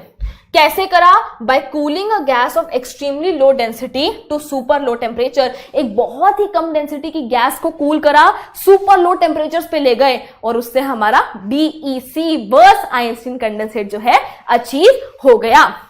ठीक है बच्चों, तो ये क्या थी, ये थी आप लोगों की क्या 5 states of matter, solids, liquids, gases, plasma and boss Einstein condensate. तो समझ आया कि नहीं आया? चलो फिर आगे बढ़ते हैं, बहुत बढ़िया। अब देखने वाले हैं हमारा नेक्स्ट टॉपिक जो कि बहुत प्यारा सा है, बहुत आसान है यार। क्या है, द यूनिट ऑफ टेम्परेचर। तो जनरली जो टेम्परेचर की यूनिट्स हम जानते हैं भैया वो क्या है, वो है degree Celsius, degree Fahrenheit and kelvin. अब मैं आप लोगों से एक प्रश्न करने वाली हूं और जरा मुझे कमेंट्स में बता देना, which is the SI unit, which is the SI unit of temperature. बताओ भैया जल्दी से, 3, 2, 1 सोच लिया? जी हाँ बच्चों, SI यूनिट ऑफ टेम्परेचर क्या है, टेम्परेचर की SI यूनिट है बेटा जी केल्विन। क्या है, केल्विन है। बट हम हमारी रोजमर्रा की जिंदगी में भैया ये तो नहीं आते ना, वो जो वो न्यूज में आते हैं रिपोर्टर्स, आज का टेम्परेचर 298 केल्विन है, ऐसे नहीं बोलते। हम जनरली क्या यूज करते हैं, डिग्री सेल्सियस यूज करते हैं रोजमर्रा की जिंदगी में। तो भैया डिग्री सेल्सियस और SI यूनिट जो कि केल्विन है उसके बीच एक रिलेशन होना चाहिए कि नहीं होना चाहिए? तो आइए मैं बताती हूं। देखिए, 0 degree Celsius is equal to 273 Kelvin. अब इससे पहले कि बच्चे बोले कि मैम 273.15 केल्विन होता है, हाँ भैया पता है, बट कैलकुलेशंस के लिए, आसानी के लिए हम क्या यूज करते हैं, 0 degree Celsius is equal to 273 Kelvin. क्योंकि भैया डेसिमल देख के तो हम वैसे ही सारे डर जाते हैं, हाय राम डेसिमल आ गया, कहीं हमारा आंसर तो नहीं गलत। तो इसलिए हम क्या लिखते हैं, हम लिखते हैं temperature in kelvin is equal to temperature in degree Celsius plus 273। मतलब कि अगर मुझे 25 डिग्री को कन्वर्ट करना है केल्विन में तो क्या हो जाएगा, temperature in Kelvin is equal to temperature in degree Celsius जो कि 25 है, उसमें 273 में ऐड कर दूंगी तो आंसर क्या हो जाएगा, 298 केल्विन हो जाएगा। ठीक है, क्लियर है? डिग्री सेल्सियस को केल्विन में कन्वर्ट करना है तो इसमें ऐड कर दो 273, और अगर मुझे कुछ केल्विन में गिवन है उससे 273 माइनस कर दोगे तो मुझे क्या मिल जाएगा, मुझे मिल जाएगा temperature in degree Celsius. Similar मतलब अगर मैं उल्टा लिखूं, मेरे पास 298 केल्विन है, मैं कह रही हूं डिग्री सेल्सियस में जाओ तो इसमें से 273 माइनस कर दो, क्या आएगा, 25 डिग्री सेल्सियस आंसर आ जाएगा। तो ये सिंपल सा था भैया, बहुत प्यारा सा था। चलो अब आगे चलते हैं। अब है change in state of matter. अब मैंने आपको क्या कहा था कि हमने डिटेल में कौन सी जाननी है, सॉलिड, लिक्विड और गैस को जानना है। तो अब देखते हैं कि कैसे हम मैटर की स्टेट्स में चेंज कर सकते हैं, यानी कि change in the states of matter, solid से लिक्विड, लिक्विड से गैस, या फिर उल्टा आ रहे हैं। तो आइए देखते हैं कि वो कैसे होता है। We can change the state of matter in two ways by changing the temperature, यानी कि टेम्परेचर को या तो इंक्रीज कर सकते हैं या डिक्रीज कर सकते हैं। दूसरा है बाय चेंजिंग द प्रेशर, वही सेम प्रेशर को या तो इंक्रीज कर सकते हैं या फिर डिक्रीज कर सकते हैं। आइए अब इसको समझते हैं। तो बच्चा देखो, अगर मेरे पास सॉलिड स्टेट है, मुझे सॉलिड से लिक्विड में जाना है, या फिर लिक्विड से गैस में जाना है, या फिर सॉलिड से सीधा गैस में भी जाना है, तो उसके लिए मुझे क्या करना पड़ता है, मुझे करनी पड़ती है हीटिंग। यानी कि मुझे क्या करना पड़ता है, मुझे टेम्परेचर को इंक्रीज करना पड़ता है, हीटिंग करनी पड़ती है, अगर मुझे जाना है सॉलिड से लिक्विड, लिक्विड से गैस, या फिर सॉलिड से गैस में। सिंपल सी बात है, अगर फ्रीजर में भैया बर्फ रखी है, कितने टेम्परेचर पे होगी, -10 डिग्री सेल्सियस पे हो सकती है, -5 डिग्री सेल्सियस, मतलब किसी ऐसे टेम्परेचर पे है। मैंने उस बर्फ को फ्रीजर से निकाल के बाहर रख दिया, बाहर लेटर सपोज रूम टेम्परेचर है, 25 डिग्री सेल्सियस टेम्परेचर है, तो क्या हुआ है, टेम्परेचर बढ़ गया है, मतलब हीटिंग हो गई है। तो क्या होगा, ये आइस मेल्ट हो जाएगी एंड ब्लू है पानी, पानी पानी बन जाएगी। तो मतलब टेम्परेचर इंक्रीज करने पे क्या हुआ, हीटिंग करने पे क्या हुआ, सॉलिड जो है वो मेरा कन्वर्ट हो गया लिक्विड में। और अब आप बहुत अच्छे से जानते हो कि अगर मैं पानी को उबालूं, पानी को हीट दूं, तो पानी किस में चेंज हो जाता है, पानी चेंज हो जाता है गैस बोल लो, स्टीम बोल लो, या फिर वाटर वेपर बोल लो, है ना। तो और टेम्परेचर बढ़ाने पे क्या होता है, ये जो लिक्विड है वो गैस में चेंज हो जाता है। ठीक है, आइए बच्चा समझते हैं।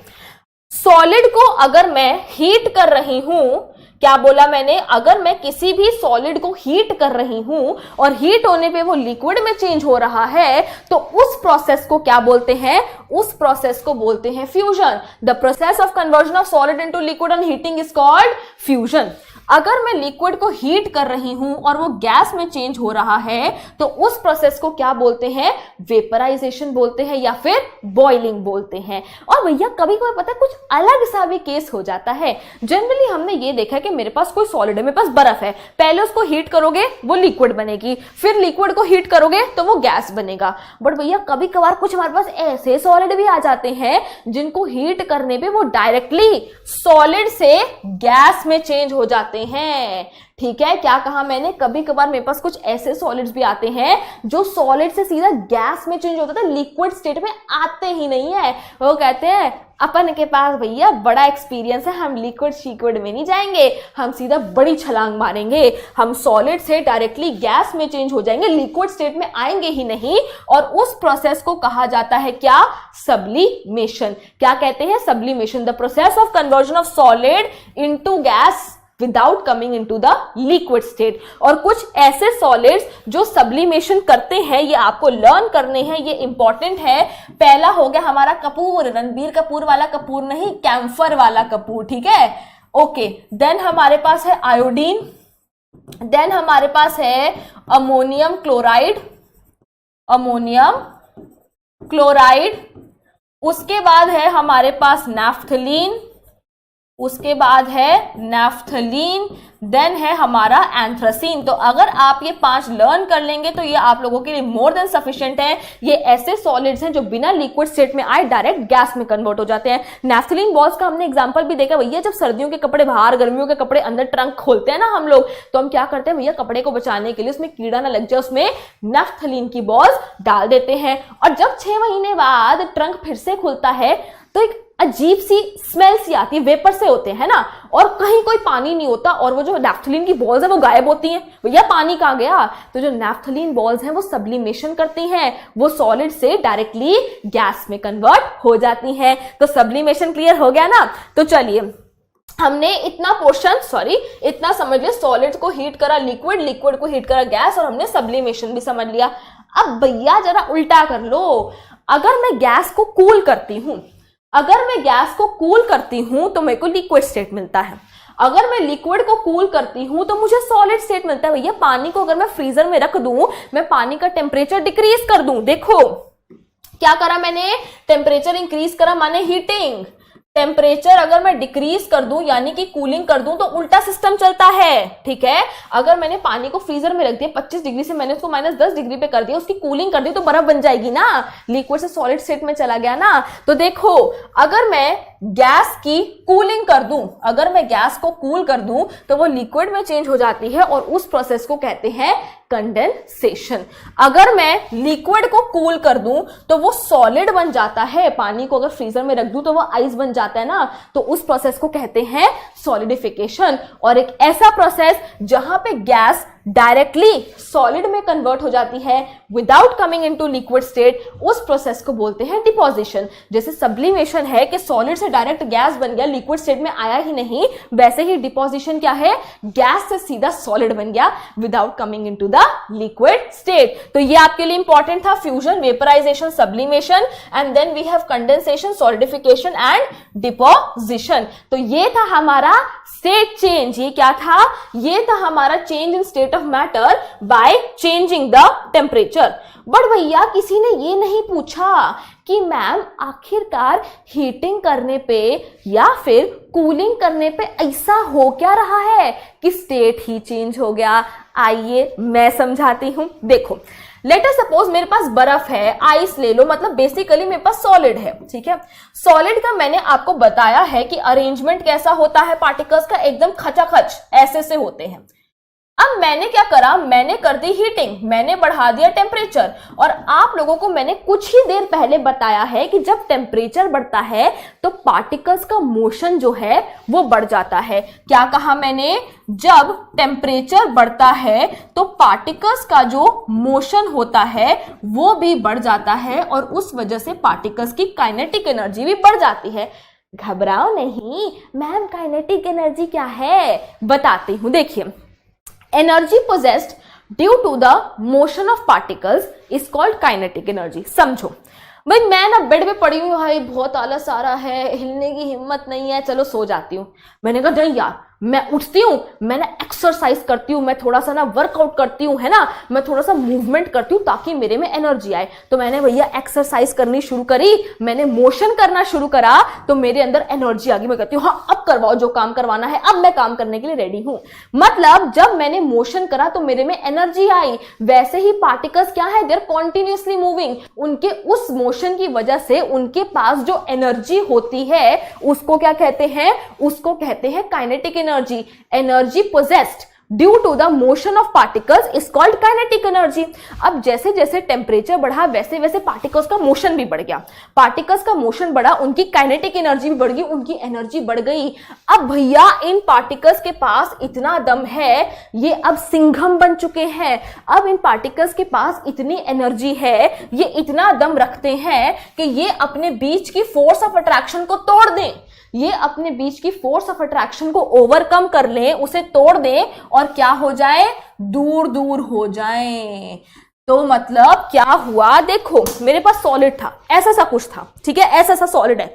मैंने मोशन बढ़ाया, ठीक है, मोशन बढ़ाया, क्या हुआ, मोशन बढ़ा, इनकी काइनेटिक एनर्जी बढ़ी, इनके बीच की एनर्जी बढ़ गई। अब इनकी एनर्जी इतनी बढ़ चुकी है कि ये इस फोर्स को तोड़ दें और दूर दूर हो जाएं, समझे। तो इन्होंने अपने बीच की फोर्स ऑफ अट्रैक्शन को तोड़ दिया, उस फोर्स ऑफ अट्रैक्शन को ओवरकम कर लिया, और पहले ऐसे थे अब ये दूर दूर हो गए हैं। तो ये पार्टिकल अरेंजमेंट था बेटा जी सॉलिड का, और ये पार्टिकल अरेंजमेंट है लिक्विड का। तो देखा आपने कैसे टेम्परेचर बढ़ाने पे सॉलिड से लिक्विड मिल गया।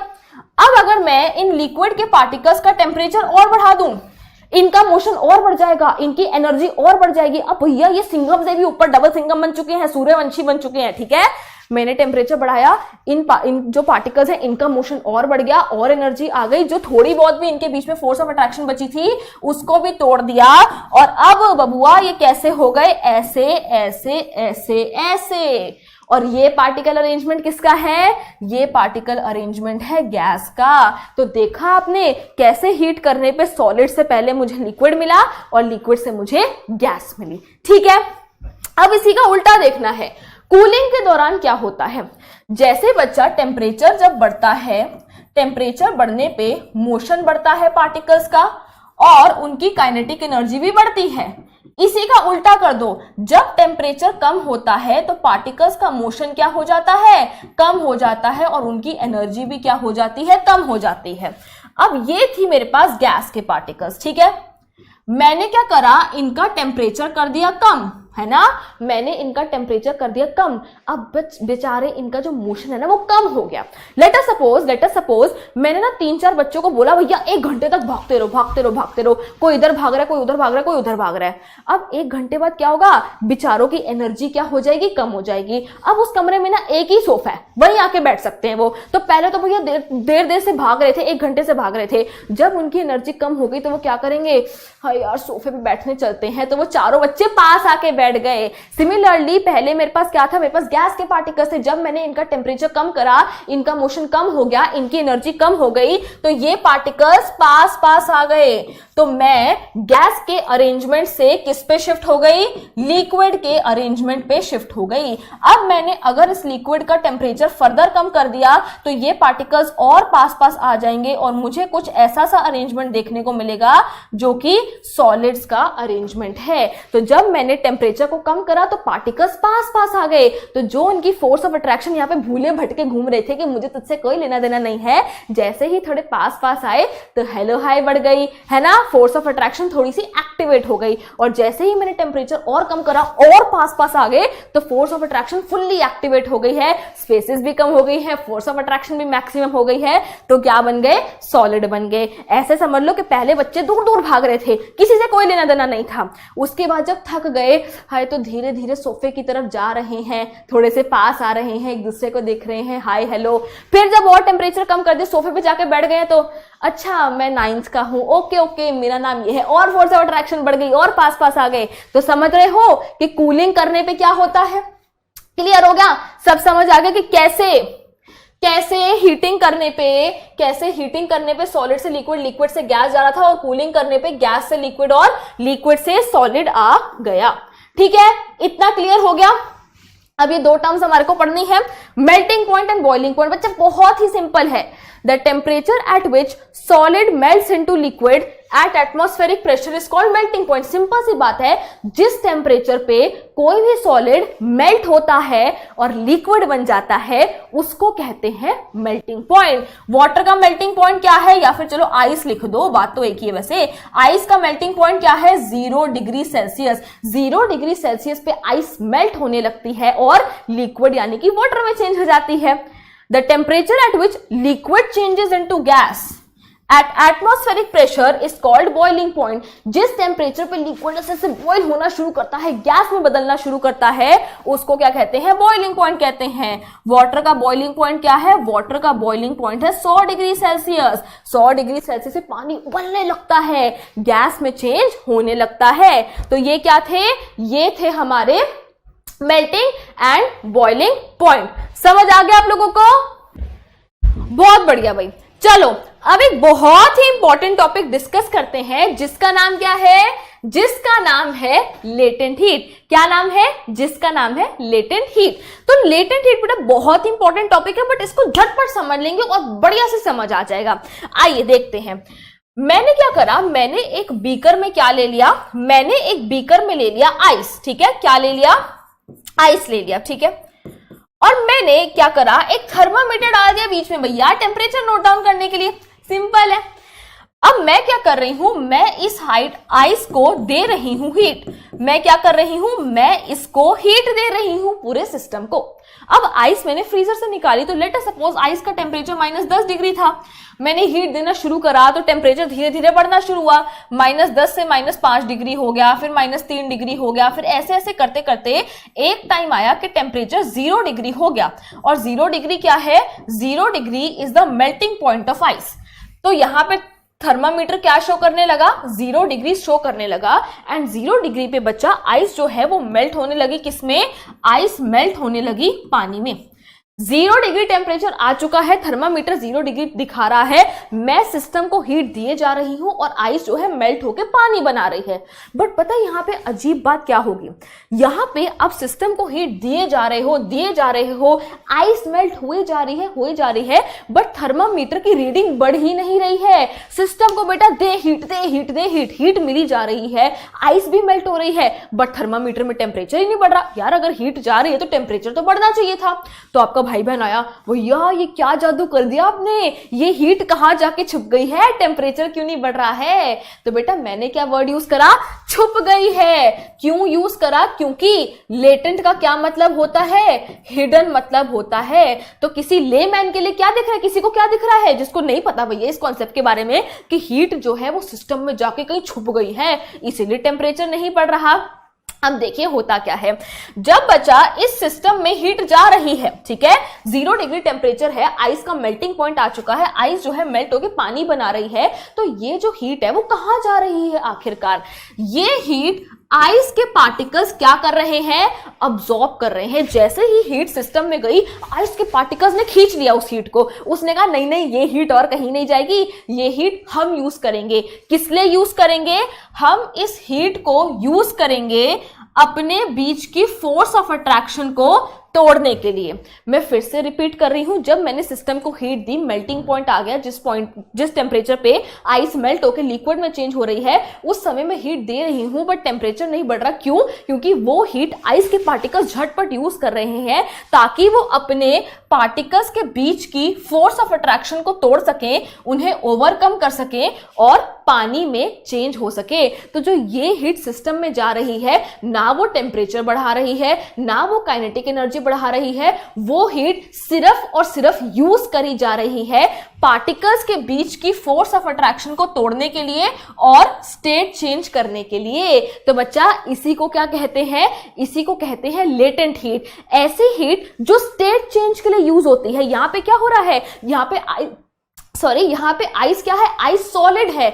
आइस इस हीट को यूज कर रही है ताकि वो अपने पार्टिकल्स के बीच की फोर्स ऑफ अट्रैक्शन को तोड़ सके और अपना स्टेट चेंज करके लिक्विड बन सके। तो स्टेट चेंज के दौरान जिस हीट का यूज करा जाता है, सॉलिड से लिक्विड में जा रहे हो स्टेट चेंज हो रहा है, लिक्विड से गैस में जा रहे हो स्टेट चेंज हो रहा है। तो स्टेट चेंज के दौरान जिस हीट का यूज करा जाता है उसको कहते हैं लेटेंट हीट। मेल्टिंग पॉइंट पे ये हीट ना ही टेम्परेचर बढ़ाएगी ना ही कुछ और करेगी। ये हीट सिर्फ आइस के पार्टिकल्स या फिर सॉलिड पार्टिकल्स यूज करेंगे अपने पार्टिकल्स के बीच में रिश्ते नाते तोड़ने के लिए और दूर दूर होने के लिए, ताकि वो सॉलिड से लिक्विड में चेंज हो जाए। और इस हीट को क्या कहा जाता है, लेटेंट हीट कहा जाता है।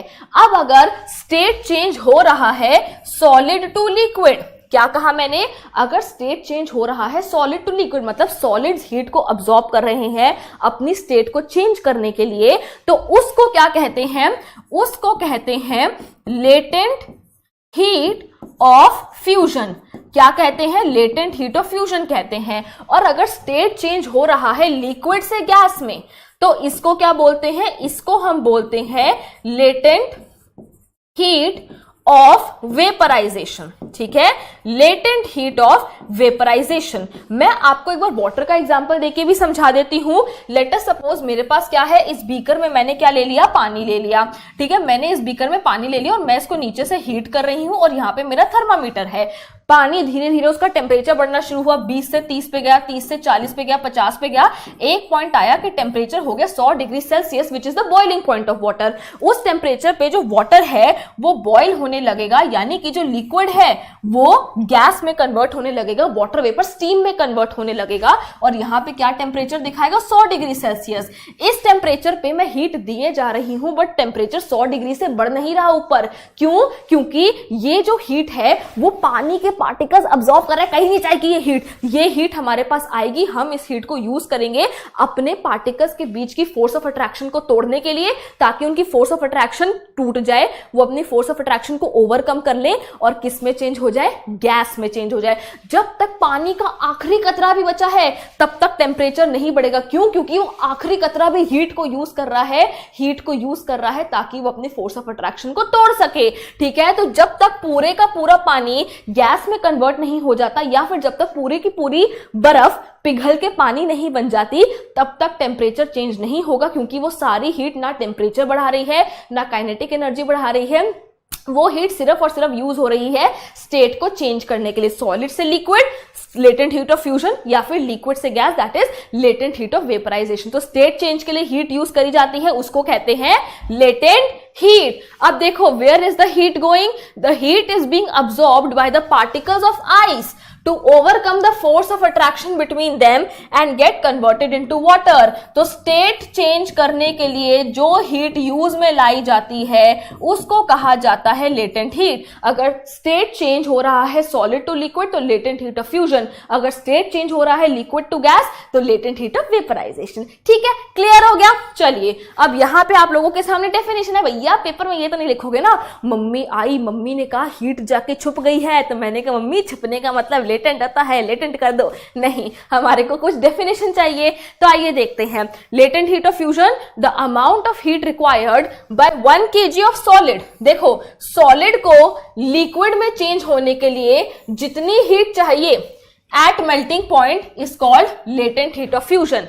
नेक्स्ट है लिक्विड को गैस में चेंज होने के लिए जितनी हीट चाहिए at boiling point is called latent heat of vaporization. तो सिंपल है बच्चा, जैसे ही मेल्टिंग पॉइंट आया, अगर हम सॉलिड से लिक्विड की बात कर रहे हैं, आई एम रिपीटिंग अगेन, यहां पे मैं एक बार आ जाती हूं, मैं सॉलिड से लिक्विड की बात कर रही हूं। जैसे ही मेरा मेल्टिंग पॉइंट आया उस टेम्परेचर पे यहां पे थर्मामीटर में टेम्परेचर की रीडिंग बढ़ना बंद हो जाएगी। क्यों? क्योंकि जो ये हीट है वो टेम्परेचर नहीं बढ़ाएगी, वो हीट आइस के पार्टिकल्स या फिर सॉलिड के पार्टिकल्स यूज करेंगे अपने पार्टिकल्स के बीच की फोर्स ऑफ अट्रैक्शन को तोड़ने के लिए और अपनी स्टेट चेंज करने के लिए, सॉलिड से लिक्विड में बनने के लिए। लेटेंट हीट ऑफ फ्यूजन हो गया। और अगर मैं बात करूं लेटेंट हीट ऑफ वेपराइजेशन की, तो जब लिक्विड बॉयल हो रहा है, जब बॉइलिंग पॉइंट आया तो यहां टेम्परेचर बढ़ना बंद हो जाएगा। क्यों? क्योंकि लिक्विड के पार्टिकल्स उस हीट को यूज कर रहे हैं, अपनी फोर्स ऑफ अट्रैक्शन को तोड़ रहे हैं और गैस में चेंज हो रहे हैं। तब तक टेम्परेचर नहीं बढ़ेगा जब तक पूरी एक स्टेट दूसरी में चेंज नहीं हो जाती, और जो हीट यूज हो रही है दैट इज लेटेंट हीट। ठीक है, क्लियर हुआ? समझ आया कि नहीं आया? आ गया ना, बहुत बढ़िया। ठीक है, चलिए अब चलते हैं आगे। अब ये क्वेश्चन कहता है at 0 degree Celsius which will have more energy, water particles और आइस पार्टिकल्स। अब आप समझ गए हो 0 डिग्री सेल्सियस क्या है? मेल्टिंग पॉइंट है आइस का। इस टेम्परेचर पे आइस जो है वो मेल्ट होने लगेगी पानी में। मतलब 0 डिग्री सेल्सियस पे मेरे पास आइस भी है और मेरे पास पानी भी है। तो वो ये कह रहा है कि 0 डिग्री सेल्सियस पे किसके पास ज्यादा क्या है? एनर्जी है, आइस या वाटर। अब इसको समझते हैं, देखिए कैसे। लेट अस सपोज बच्चा, आइस के पास 0 डिग्री सेल्सियस पे कोई एनर्जी नहीं है। आइस के पास 0 डिग्री सेल्सियस पे कोई एनर्जी नहीं है, इट हैज 0 एनर्जी। अब आइस को पानी में चेंज होने के लिए हीट अब्सॉर्ब करनी पड़ेगी। लेट अस सपोज आइस ने 10 यूनिट्स एनर्जी अब्सॉर्ब करी। आइस ने 10 यूनिट्स एनर्जी अब्सॉर्ब करी पानी में बदलने के लिए। आइस के पास पहले कोई एनर्जी नहीं थी, बट आइस को क्या करना है, जैसे ही 0 डिग्री टेम्परेचर आया भूपू बजना शुरू हो गया, मेल्ट हो जा, मेल्ट हो जा, मेल्ट हो जा। और आइस को मेल्ट होने के लिए अभी हमने पीछे देखा एनर्जी की जरूरत है। आइस के पास, ये हाइपोथेटिकल सिचुएशन है, आपको समझाने के लिए बता रही हूं। आइस के पास पहले कोई एनर्जी नहीं थी, उसने 10 यूनिट्स एनर्जी अब्सॉर्ब करी। कौन सी? Latent heat of fusion absorb करी, ताकि वो किस में चेंज हो जाए? वाटर में चेंज हो जाए। तो मेरे प्यारे बच्चों, अब आप देख सकते हैं कि जो वाटर बना उसके पास कितनी एनर्जी है?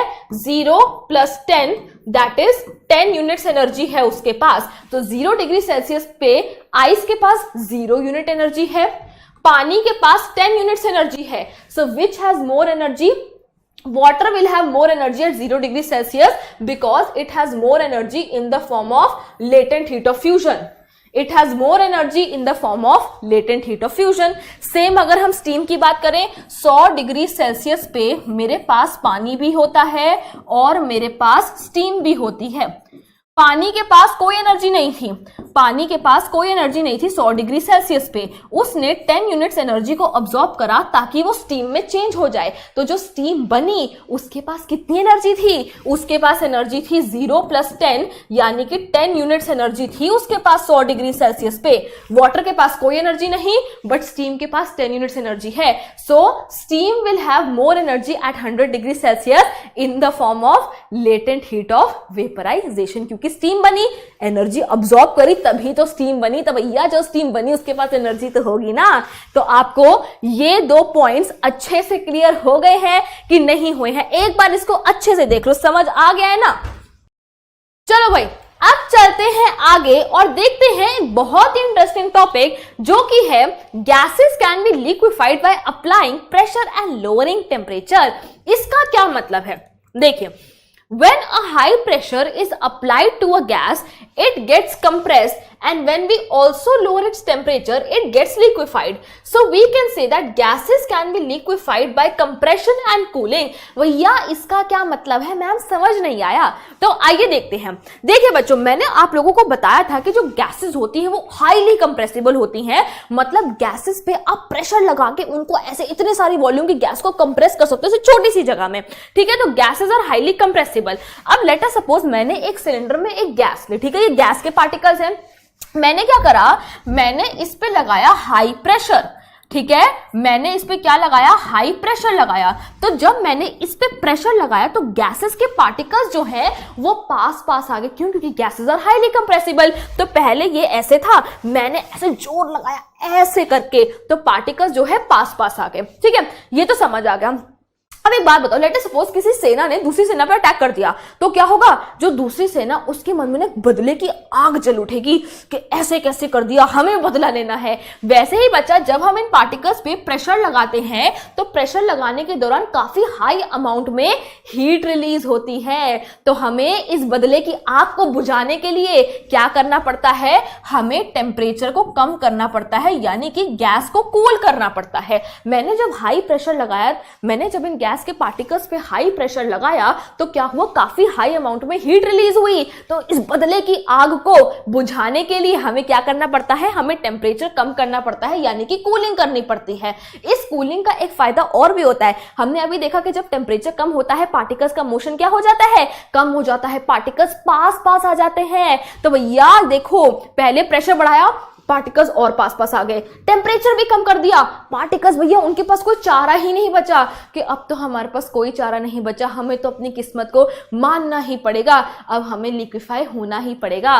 तो हाई प्रेशर लगा के और लो टेम्परेचर करके, यानी कि कंप्रेशन और कूलिंग करके, हमने क्या करा? इस गैस को किस में चेंज कर दिया? लिक्विड में कर दिया, यानी कि गैस को लिक्विफाई कर दिया। देखिए, the particles get so close that the gas liquefies, यानी कि पहले मेरे पास अरेंजमेंट कुछ ऐसा सा था, ठीक है? जब मैंने हाई प्रेशर करा, ये पास पास आ गए, मैंने टेम्परेचर भी लो कर दिया और पास पास आ गए। तो इस अरेंजमेंट से हमें कुछ ऐसा सा अरेंजमेंट देखने को मिला। तो देखिए बच्चा, हम गैस से किस पे शिफ्ट हो गए? लिक्विड पे शिफ्ट हो गए। तो हाई प्रेशर लगाया, पार्टिकल्स पास पास आए, टेम्परेचर लो करा, एक तो जो हमारी हीट रिलीज हो रही है उसके लिए भी हेल्पफुल है, और एक जो हमारा टेम्परेचर कम करने से पार्टिकल्स पास पास आ गए क्योंकि उनका मोशन कम हो गया है, तो डबल अटैक हो गया। तो डबल अटैक से हमारी जो गैस है वो लिक्विफाई हो चुकी है। तो ये बहुत ही सिंपल सा था। अब देखिए, solid carbon dioxide stored under high pressure. Solid carbon dioxide को बच्चा ड्राई आइस भी कहा जाता है। It is stored under high pressure. क्यों हाई प्रेशर पे स्टोर करा था? भैया कार्बन डाइऑक्साइड ना बहुत शरारती है। वो जो सॉलिड कार्बन डाइऑक्साइड है ना, वो लिक्विड में आती ही नहीं है, वो सीधा किस में चेंज हो जाती है? गैस में चेंज हो जाती है। देखो, solid carbon dioxide is stored under high pressure. This is because on decreasing the pressure, solid carbon dioxide gets converted directly into carbon dioxide gas. Solid carbon dioxide को बच्चा मैंने स्टोर करा था हाई प्रेशर पे, ठीक है? पर ये इतनी शरारती है, जैसे ही मैंने प्रेशर हटाया तो ये लिक्विड में आई ही नहीं, ये सीधा गैस में कन्वर्ट हो गई। For example, when a slab of solid carbon dioxide is kept exposed to air, then the pressure on it is reduced. ठीक है, हमने प्रेशर रिड्यूस कर दिया तो क्या हुआ? उसका टेम्परेचर बढ़ गया and it starts changing into carbon dioxide gas. Solid carbon dioxide gas को मैंने हाई प्रेशर और लो टेम्परेचर पे रखा था, वो एकदम सॉलिड थी भैया, जिंदगी में खुश थी अपनी। बट जैसे ही मैंने उल्टी चीज कर दी, यानी कि लो प्रेशर कर दिया और हाई टेम्परेचर कर दिया, तो भैया वो जो खुली मतलब आप ये समझ लो, पहले उसको बहुत ज्यादा रिस्ट्रिक्शंस में रखा हुआ था, पर जैसे ही मैंने रिस्ट्रिक्शंस हटा दी, प्रेशर हटा दिया, टेम्परेचर भी इंक्रीज कर दिया, वो जो खुली, जो फैली, वो कि लिक्विड स्टेट में आई ही नहीं, सीधा किस में कन्वर्ट हो गई? गैस में कन्वर्ट हो गई। तो सॉलिड कार्बन डाइऑक्साइड किस में कन्वर्ट हो जाएगी? कार्बन डाइऑक्साइड गैस में कन्वर्ट हो जाएगी। अब बच्चों बचा है हमारा आखिरी टॉपिक जो कि है इवेपोरेशन। अब उसके लिए मैं आप लोगों से एक सवाल पूछती हूं, ध्यान से सुनिएगा। क्या कोई भी लिक्विड बॉइलिंग पॉइंट आने से पहले ही गैस में कन्वर्ट हो सकता है? ध्यान से सुनो, वाटर है, वाटर का बॉइलिंग पॉइंट क्या है? 100 डिग्री सेल्सियस। क्या वाटर गैस में चेंज हो सकता है 100 डिग्री से पहले ही? सोचो सोचो सोचो भैया, मैम को मन की आवाज आ जाती, सोचो सोचो, मैं वैसे ही समझ जाऊंगी। बताओ, सही पकड़े हैं? क्या बोला मैंने? कोई भी लिक्विड जो है वो बॉइलिंग पॉइंट से पहले ही गैस में कन्वर्ट हो सकता है, और इसी फिनोमेना को क्या कहा जाता है बच्चा? इसी को कहा जाता है इवेपोरेशन। देखिए, this process in which a liquid changes to gaseous state at any temperature below its boiling point is called evaporation। पानी का बॉइलिंग पॉइंट है 100 डिग्री सेल्सियस, बट पानी 30 पे, 40 पे, 50 डिग्री, 60 डिग्री, किसी भी टेम्परेचर पे गैस में कन्वर्ट हो सकता है, और इसी फिनोमेना को क्या कहा जाता है? इवेपोरेशन कहा जाता है। देखिए एग्जांपल देखिए, ड्राइंग ऑफ क्लोथ्स। भैया कपड़े गीले हैं, हमने उन्हें बाहर टांग दिया, 2-3 घंटे बाद गए या अगले दिन गए तो क्या होता है? कपड़े सूखे होते हैं, तो कपड़ों का पानी कहां चला गया? पानी वाटर वेपर में कन्वर्ट हो गया। अब मुझे एक बात बताओ, बाहर का टेम्परेचर 100 डिग्री तो था नहीं कि पानी वाटर वेपर में या गैस में कन्वर्ट हो जाए। 20 डिग्री होगा, 30 डिग्री होगा, ज्यादा गर्मी हुई तो 40 से 45 डिग्री होगा, बट उतने टेम्परेचर में भी कपड़ों में जो पानी था वो उड़ गया, यानी कि गैस बन गया। कैसे बन गया? इवेपोरेशन की वजह से। वेट फ्लोर्स, भैया पोछा लगता है, मम्मी से डांट पड़ती, 2 मिनट नीचे मत पैर रखिए, 2 मिनट में पोछा सूख जाएगा। वो फर्श गीला था, कहां गया 2 मिनट में पानी? कहां उड़ गया? इवेपोरेशन। सीजनल रिवर्स, कुछ नदियां ऐसी होती हैं जो बारिशों में इतनी चौड़ी चौड़ी बहती हैं, बट जैसे ही बारिशों का मौसम गया वो एकदम सूखी पड़ जाती है, तो इतना इतना लीटर, लाखों लाखों लीटर पानी कहां चला गया? तो यही सब हम सीखेंगे हमारे इस कॉन्सेप्ट में, जो कि है इवेपोरेशन। पर आखिरकार मैम इवेपोरेशन होता क्यों है? What is the reason for evaporation? देखिए, particles of matter have different kinetic energies. Matter के जो पार्टिकल्स हैं उनकी काइनेटिक एनर्जी अलग अलग होती है। Some particles at the surface of liquid have more kinetic energy than other particles. Therefore, they are able to overcome the force of attraction between them and get converted to gaseous state. ध्यान से देखो, let us suppose बच्चा कोई race लग रही है, ठीक है, कोई रेस है, बहुत सारे बच्चे भाग रहे हैं, वो सारे बच्चे क्या है? पार्टिकल्स हैं। एक बच्चा फर्स्ट आएगा, एक सेकंड आएगा, एक थर्ड आएगा, सारे बच्चे थे, बट सबकी जो स्पीड थी, सबकी जो एनर्जी थी अलग अलग थी, तभी एक फर्स्ट आया, एक सेकंड आया, एक थर्ड आया। समझ रहे हो? वैसे ही बच्चा, लेट अस सपोज मेरे पास क्या है? मेरे पास यहां पे पानी है, ठीक है, पानी में पार्टिकल्स हैं ऐसे ऐसे ऐसे ऐसे ऐसे। लेट अस सपोज इस पार्टिकल की एनर्जी क्या है? 9, इस पार्टिकल की एनर्जी क्या है? 9.5, इसकी है 8, इसकी है लेट अस सपोज 3, इसकी एनर्जी है 5, एटसेट्रा एटसेट्रा। तो वो यही कह रहा है particles of matter have different kinetic energy. पानी में पार्टिकल्स हैं, बट इनकी काइनेटिक एनर्जी क्या है? अलग अलग है। अब सपोज करो, इमेजिन करो, ये जो पानी के पार्टिकल्स हैं, ये जो पानी के पार्टिकल्स हैं, इनको गैस में कन्वर्ट होने के लिए टोटल कितनी एनर्जी चाहिए? 10। मतलब जैसे ही इनमें से कोई 10 हो गया ना, तो ये गैस में कन्वर्ट हो जाएंगे। वाटर से गैस में जाने के लिए कितने यूनिट्स एनर्जी चाहिए? 10 यूनिट्स एनर्जी चाहिए। अब मुझे एक बात बताओ, इसकी एनर्जी है 9, इसकी एनर्जी है 9.5, इसकी एनर्जी है 8। अगर इन पार्टिकल्स को भैया इतनी सी भी एनर्जी कहीं आसपास से मिल जाएगी, क्या कहा मैंने? पानी को गैस में चेंज होने के लिए टोटल 10 यूनिट्स एनर्जी चाहिए। जैसे ही किसी का नंबर 10 हुआ, हवा, गैस गैस गैस ऐसे होने लग जाता है। इसकी एनर्जी है 9, इसकी 9.5, इसकी 8। अगर इन पार्टिकल्स को आसपास से थोड़ी सी भी एनर्जी मिल जाए, इतनी सी भी एनर्जी मिल जाए, तो क्या होगा? ये उस एनर्जी को यूज कर सकेंगे अपने बीच की फोर्स ऑफ अट्रैक्शन को तोड़ने के लिए, और किस में चेंज हो जाएंगे? गैस में चेंज हो जाएंगे। फिर से देखो, ये 9 था, 9.5 था, 8 था, एग्जाम्पल दे रही हूं, हाइपोथेटिकल सिचुएशन है, और गैस बनने के लिए कितनी चाहिए? टोटल 10। अगर इस 9 वाले ने आसपास से थोड़ी सी भी एनर्जी ले ली, तो क्या होगा? ये अपने बीच की फोर्स ऑफ अट्रैक्शन को तोड़ सकेगा, और किस में चेंज हो सकेगा? गैस में चेंज हो सकेगा, यानी कि लिक्विड गैस में चेंज हो गया, बॉइलिंग पॉइंट से पहले ही इवेपोरेशन हो गया। तो अब देखो, particles of matter have different kinetic energies, एक की 9, 9.5, 8, 6, 5। Some particles at the surface of liquid have more kinetic energy than other particles। ये भी मैंने देखा, सरफेस के पार्टिकल्स की एनर्जी थोड़ी ज्यादा थी। Therefore they are able to overcome the force of attraction। वो भैया अगर आसपास से थोड़ी एनर्जी वगैरह उनको मिल जाती है तो they are able to overcome this force of attraction जो उनके बीचों बीच है। They are able to overcome the force of attraction and ऐसे हो जाते हैं, यानी लिक्विड से किस में चेंज हो जाते हैं, गैसियस स्टेट में एक्सचेंज हो जाते हैं। सो रीजन फॉर इवेपोरेशन क्या है? रीजन फॉर इवेपोरेशन है different kinetic energy of the particles. क्या है reason? Different kinetic energy of the particles. सारे बच्चे थे, सारे पार्टिकल्स ही हैं, एक फर्स्ट आए, सेकंड आए, थर्ड आए, क्यों? क्योंकि उनकी एनर्जीज डिफरेंट थी, उनकी स्पीड डिफरेंट थी। वही रीजन है इवेपोरेशन का कि पार्टिकल्स जो होते हैं उनकी अलग अलग काइनेटिक एनर्जी होती है, इस वजह से उनकी एनर्जी डिफरेंट है। जिसकी ज्यादा energy, they are able to break the force of attraction and get converted into gaseous state, इसीलिए इवेपोरेशन होता है। ठीक है, समझ आया? अब देखते हैं फैक्टर्स अफेक्टिंग इवेपोरेशन। ये हैं हमारे प्यारे प्यारे से फैक्टर्स विच अफेक्ट इवेपोरेशन। आइए देखते हैं। Surface area, temperature, humidity and wind, एक एक करके डिस्कस करते हैं। सबसे पहले है बच्चा सरफेस एरिया। अब भैया पूरी एनसीईआरटी ने ना कपड़ों की हेल्प से, एकदम धुले हुए कपड़ों की हेल्प से पूरा इवेपोरेशन एक्सप्लेन कर दिया। सबसे पहले देखो भैया, मम्मी ने क्या करा, मम्मी ने किसी ने कपड़े धोए और उनको सिर्फ निचोड़ निचोड़ के बाल्टी में रख दिया। ठीक है, बहुत सारे कपड़े क्या है, बाल्टी में है। मम्मी ने कहा बेटा इनको ऐसे छंड के, टांग के, फैला फैला के टांग दो, इनको ऐसे ऐसे करो, फैला के इनको टांग दो।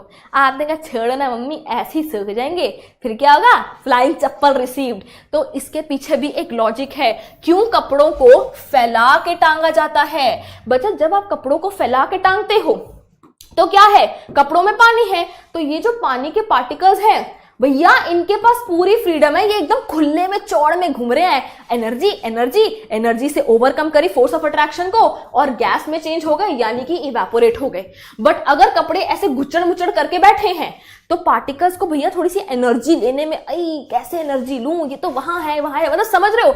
जब कपड़ा ऐसे बिल्कुल स्ट्रेच्ड है, सरफेस एरिया ज्यादा है, तो इन पार्टिकल्स के पास फुल फ्रीडम है भैया, जहां से एनर्जी आई खुलेआम एनर्जी ली और गैस में चेंज हो गए, मतलब फोर्स ऑफ अट्रैक्शन को ओवरकम करा, गैस में चेंज हो गया और इवेपोरेशन हो गया। इसलिए कपड़ों को फैला फैला के सुखाया जाता है, ऐसे गुचड़ मुचड़ करके नहीं छोड़ देते।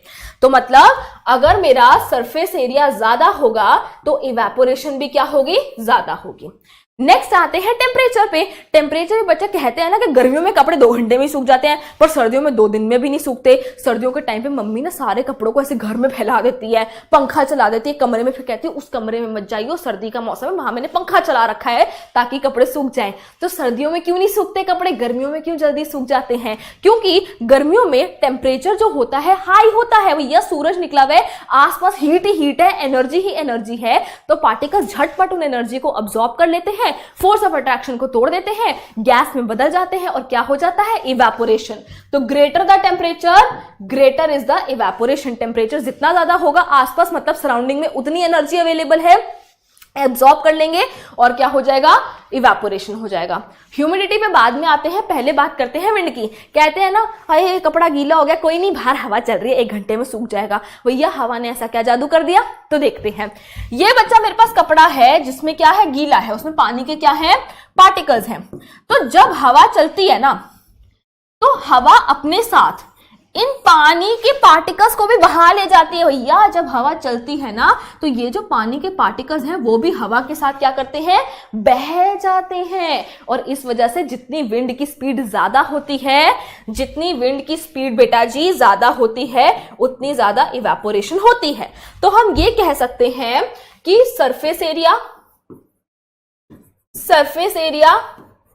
टेम्परेचर और विंड, ये जितने ज्यादा होंगे, जितना ज्यादा इनका मैग्नीट्यूड होगा, जितना सरफेस एरिया ज्यादा, जितना टेम्परेचर ज्यादा, जितनी विंड स्पीड ज्यादा, इवेपोरेशन उतनी ज्यादा। मतलब ये तीनों फैक्टर्स क्या है, directly proportional to evaporation, directly proportional to evaporation. यानी कि सरफेस एरिया बड़ा, इवेपोरेशन बड़ी, टेम्परेचर बड़ा, इवेपोरेशन बड़ी, विंड स्पीड बड़ी, इवेपोरेशन बड़ी। तो ये तीनों factors are directly proportional to evaporation. अब बात करते हैं ह्यूमिडिटी की, कि भैया आखिरकार ह्यूमिडिटी क्या बला है। Humidity is the amount of water vapour present in air. देखो ह्यूमिडिटी क्या है, humidity is the amount of water vapour present in air. हवा में बच्चा हर टाइम वाटर वेपर प्रेजेंट होता है और वो ना एक फिक्स्ड अमाउंट में ही हो सकता है। इसको एक एग्जांपल से समझते हैं। लेट अस सपोज एक बस स्टॉप है, वहां पे 10 लोग खड़े हैं, बस की वेट कर रहे हैं, भैया सुबह सुबह का टाइम है, काम वाम पे जाना है। बस आई चल के, ठीक है, बस आई चल के, पर इस बस में कितने लोग बैठ सकते हैं? सिर्फ 20 लोग बैठ सकते हैं, सिर्फ 20 सीट्स है इस बस में, ठीक है। वो भैया खचाखच नहीं भरनी बस को, 20 सीटें हैं, 20 लोग ही बैठ सकते हैं। जब ये बस यहां पे आई बस स्टॉप पे, तो देखा गया कि इस बस में ऑलरेडी 12 लोग बैठे हुए हैं। टोटल कितने लोग बैठ सकते हैं? 20। पहले से 12 बैठे हुए हैं, तो इनमें से सिर्फ 8 लोग इस बस में चढ़ पाएंगे और बेचारे 2 लोग पीछे रह जाएंगे। सही बात है। ऑन द अदर हैंड ये बस आई फिर से, और जब ये बस स्टॉप पे पहुंची तो देखा गया कि इसमें सिर्फ एक ही इंसान बैठा हुआ था। इस 20 लोगों की कैपेसिटी वाली बस में सिर्फ एक ही इंसान बैठा हुआ था। तो ये तो 10 के 10 लोग खुश हो गए, अरे क्या बात है यार, खाली बस आई है, एक ही जना बैठा हुआ है, तो ये सारे लोग क्या हो जाएंगे? इस बस में चढ़ जाएंगे। सिमिलरली बच्चा, हवा में क्या होता है? हवा में वाटर वेपर प्रेजेंट होता है। हवा में वाटर वेपर प्रेजेंट होता है, एक फिक्स क्वांटिटी में ही हवा में वाटर वेपर रह सकता है। अब जिस दिन ह्यूमिड होता है, जिस दिन उमस होती है, उस दिन हवा में भर भर के वाटर वेपर प्रेजेंट है पहले से ही। तो अब जो कपड़े हैं वो गीले हैं, उनका क्या हो रहा है? इवेपोरेशन, मतलब वाटर जो है कपड़ों में वो वाटर वेपर में चेंज हो रहा है। अब इवेपोरेशन के दौरान वाटर वेपर में चेंज हो रहा है, बट हवा में ऑलरेडी वाटर वेपर प्रेजेंट है भैया, तो थोड़ा सा ही वाटर वेपर में चेंज होगा। हवा में ऑलरेडी वाटर वेपर है, ये कपड़ा है, ये बेचारा गीला है, इसको अपने वाटर को वाटर वेपर में चेंज करना है, बट हवा में ऑलरेडी वाटर वेपर प्रेजेंट है, तो थोड़ा सा ही वाटर वेपर बनेगा। कपड़ा पूरी तरीके से नहीं सूख पाएगा क्योंकि हवा में ऑलरेडी वाटर वेपर है। इसका थोड़ा सा ही पानी वाटर वेपर में चेंज होगा क्योंकि हवा ऑलरेडी खचाखच भरी हुई है।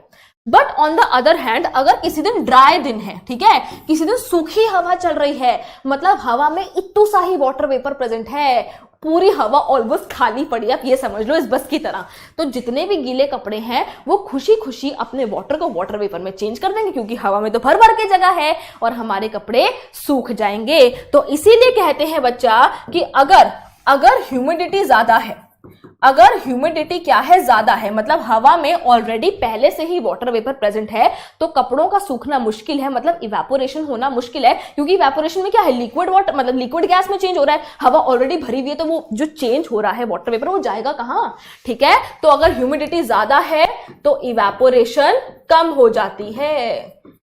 कपड़ों ने पानी को वाटर वेपर में कन्वर्ट करना है, बट हवा में पहले से ही वाटर वेपर प्रेजेंट है, तो कपड़ों वाला वाटर वेपर कहां जाएगा भैया? तो इसलिए कपड़े पूरी तरीके से सूखेंगे ही नहीं। बट अगर ह्यूमिडिटी कम है, तो इवेपोरेशन भैया दे इवेपोरेशन एकदम खचाखच इवेपोरेशन होती है क्योंकि हवा ऑलमोस्ट खाली पड़ी है, आराम से खुलेआम वाटर जो है वाटर वेपर में चेंज हो रहा है खुशी खुशी। तो हम ये कह सकते हैं बच्चा, हम ये कह सकते हैं कि जो हमारी ह्यूमिडिटी है, humidity is inversely proportional to evaporation, inversely proportional है ना, सही है प्रोपोर्शनल। हाँ, अगर ह्यूमिडिटी ज्यादा इवेपोरेशन घटेगी, अगर ह्यूमिडिटी कम इवेपोरेशन बढ़ेगी, इसको बोलते हैं इनवर्सली प्रोपोर्शनल, और इस वाले को बोलते हैं डायरेक्टली प्रोपोर्शनल। तो ये आपको फैक्टर्स अफेक्टिंग इवेपोरेशन क्लियर हो गए हैं। कौन से हमारे? सरफेस एरिया ज्यादा, इवेपोरेशन ज्यादा, टेम्परेचर ज्यादा, इवेपोरेशन ज्यादा, ह्यूमिडिटी ज्यादा, इवेपोरेशन कम, विंड स्पीड ज्यादा, तो इवेपोरेशन ज्यादा। क्लियर है बच्चा? समझ आ गया? अब बात करते हैं एक इंपॉर्टेंट टॉपिक की, जो कि है how does evaporation causes cooling. Evaporation cooling कैसे करता है देखते हैं। देखो, इवेपोरेशन में क्या हो रहा है? इवेपोरेशन में जो हमारा लिक्विड है वो किस में चेंज हो रहा है? गैस में चेंज हो रहा है below it's boiling point. Evaporation में क्या हो रहा है? इवेपोरेशन में लिक्विड जो है वो गैस में चेंज हो रहा है बिलो इट्स बॉइलिंग पॉइंट। तो लेट अस सपोज बच्चा, ये मेरे पास लिक्विड के पार्टिकल्स है, पानी है, ये मेरे पास पानी के पार्टिकल्स हैं। अब इन्हें किस में चेंज होना है? इन्हें चेंज होना है वाटर वेपर में, यानी कि इन्हें अपने बीच की फोर्स ऑफ अट्रैक्शन को तोड़ना है, इन्हें अपने बीच की फोर्स ऑफ अट्रैक्शन को तोड़ना है ताकि ये किस में चेंज हो सके? वाटर वेपर में चेंज हो सके। और इस फोर्स ऑफ अट्रैक्शन को तोड़ने के लिए इन्हें क्या चाहिए? इन्हें चाहिए एनर्जी। क्या चाहिए? एनर्जी चाहिए। अब एनर्जी पैदा थोड़ी ना करेंगे, तो ये एनर्जी ये लोग कहां से लेंगे? ये एनर्जी लेंगे अपने सराउंडिंग से। ठीक है, ये एनर्जी इन्होंने कहां से ली? ये एनर्जी ली इन्होंने अपनी सराउंडिंग से। लिक्विड को गैस में कन्वर्ट होना है, उसके लिए उन्हें अपने बीच की फोर्स ऑफ अट्रैक्शन को तोड़ना पड़ेगा, उसके लिए उन्हें चाहिए एनर्जी। एनर्जी पैदा तो कर नहीं सकते, तो एनर्जी कहां से लेंगे?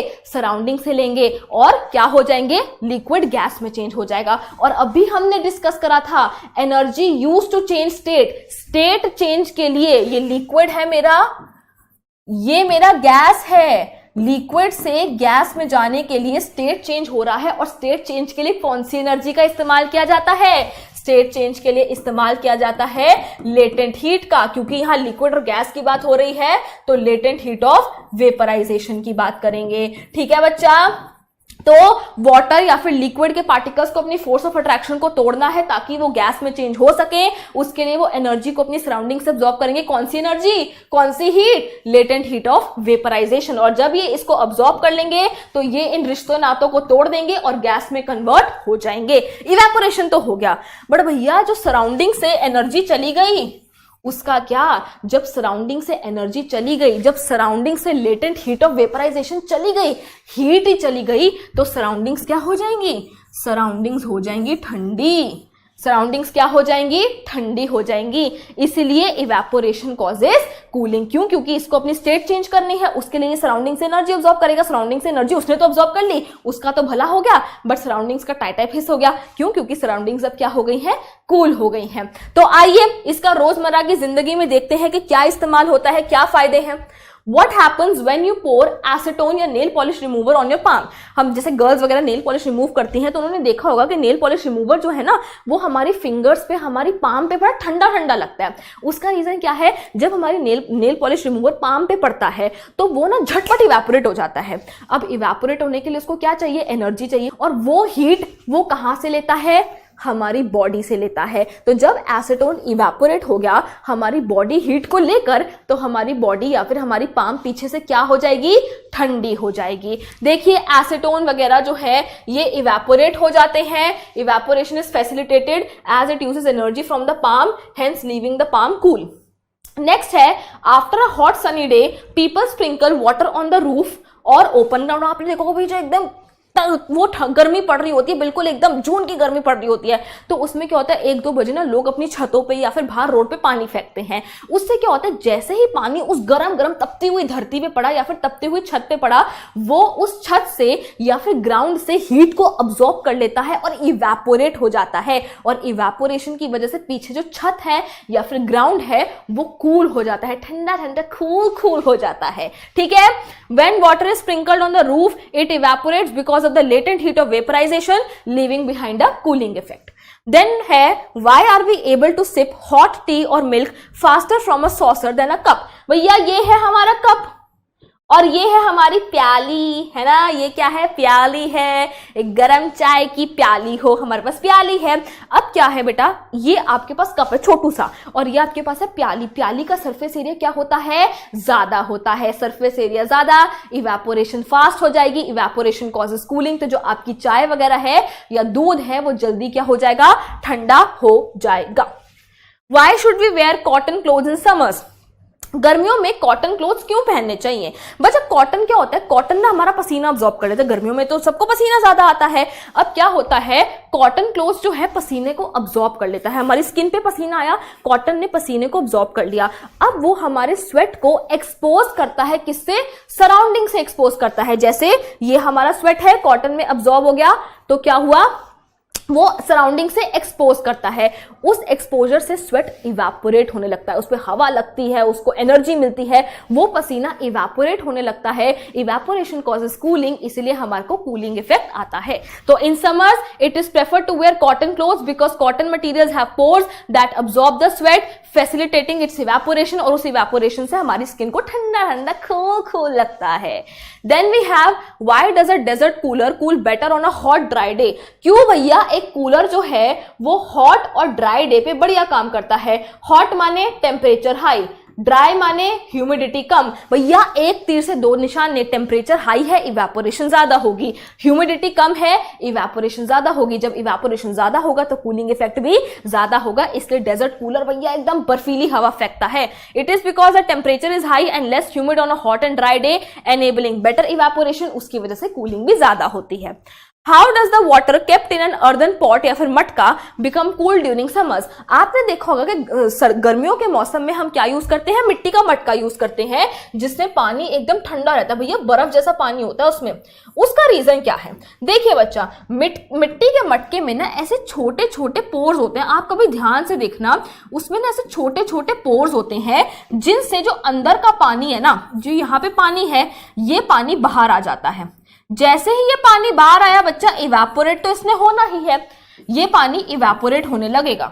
और इवेपोरेशन के लिए एनर्जी कहां से लेगा, सराउंडिंग से तो लेगा ही, साथ ही साथ अंदर के पानी से भी एनर्जी लेगा। भैया इसका तो भला हो नहीं रहा, अंदर वाले पानी का तो भला हो नहीं रहा, हमारा ही भला कर दे, तो वो अंदर वाले पानी से एनर्जी लेके इवेपोरेट हो जाएगा। जब अंदर वाले पानी की एनर्जी चली गई भैया, तो पानी क्या हो जाएगा, ठंडा हो जाएगा, कूल हो जाएगा।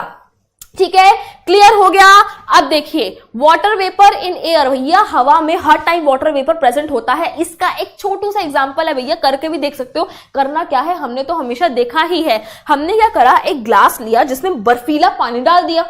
ठीक है, अब अगर इस ग्लास में बर्फीला पानी है तो क्या होगा, इसका टेम्परेचर होगा let us suppose 0 degree Celsius होगा, या 1 या 2 डिग्री सेल्सियस होगा, बर्फ का पानी है। ठीक है, और जो आसपास हवा है, जो इसके आसपास हवा है, वो कितने टेम्परेचर पे होगी, 25 डिग्री पे होगी या 30 डिग्री पे होगी। अब जब ये हवा इस ग्लास से टकराती है, 25 डिग्री से सीधा 0 डिग्री पे आ गई, टेम्परेचर डिक्रीज हो गया, हवा की कूलिंग हो गई, तो हवा क्या हो जाएगी, गैस जो है वो कंडेंस हो जाएगी, किसमें, लिक्विड में। जो वाटर वेपर है वो कंडेंस हो जाएगा किसमें, वाटर में। इसीलिए आपको इस ग्लास के बाहर वाटर की ड्रॉपलेट्स देखने को मिलती है। क्यों, क्योंकि आसपास जो गर्म हवा थी 20 डिग्री पे, 30 डिग्री टेम्परेचर पे, वो जब इस 0 डिग्री वाली सरफेस से टकराती है, टेम्परेचर कम हो गया, हवा वाटर वेपर की कूलिंग हो गई, वाटर वेपर कूल हुआ, कंडेंसेशन हो गया, वाटर वेपर वाटर में चेंज हो गया, और ये पानी की बूंदें जो है आपको यहाँ ग्लास पे देखने को मिल जाएंगी। तो water vapour present in air on coming in contact with the cold glass of water loses its energy, gets converted into liquid state which we see as water droplets।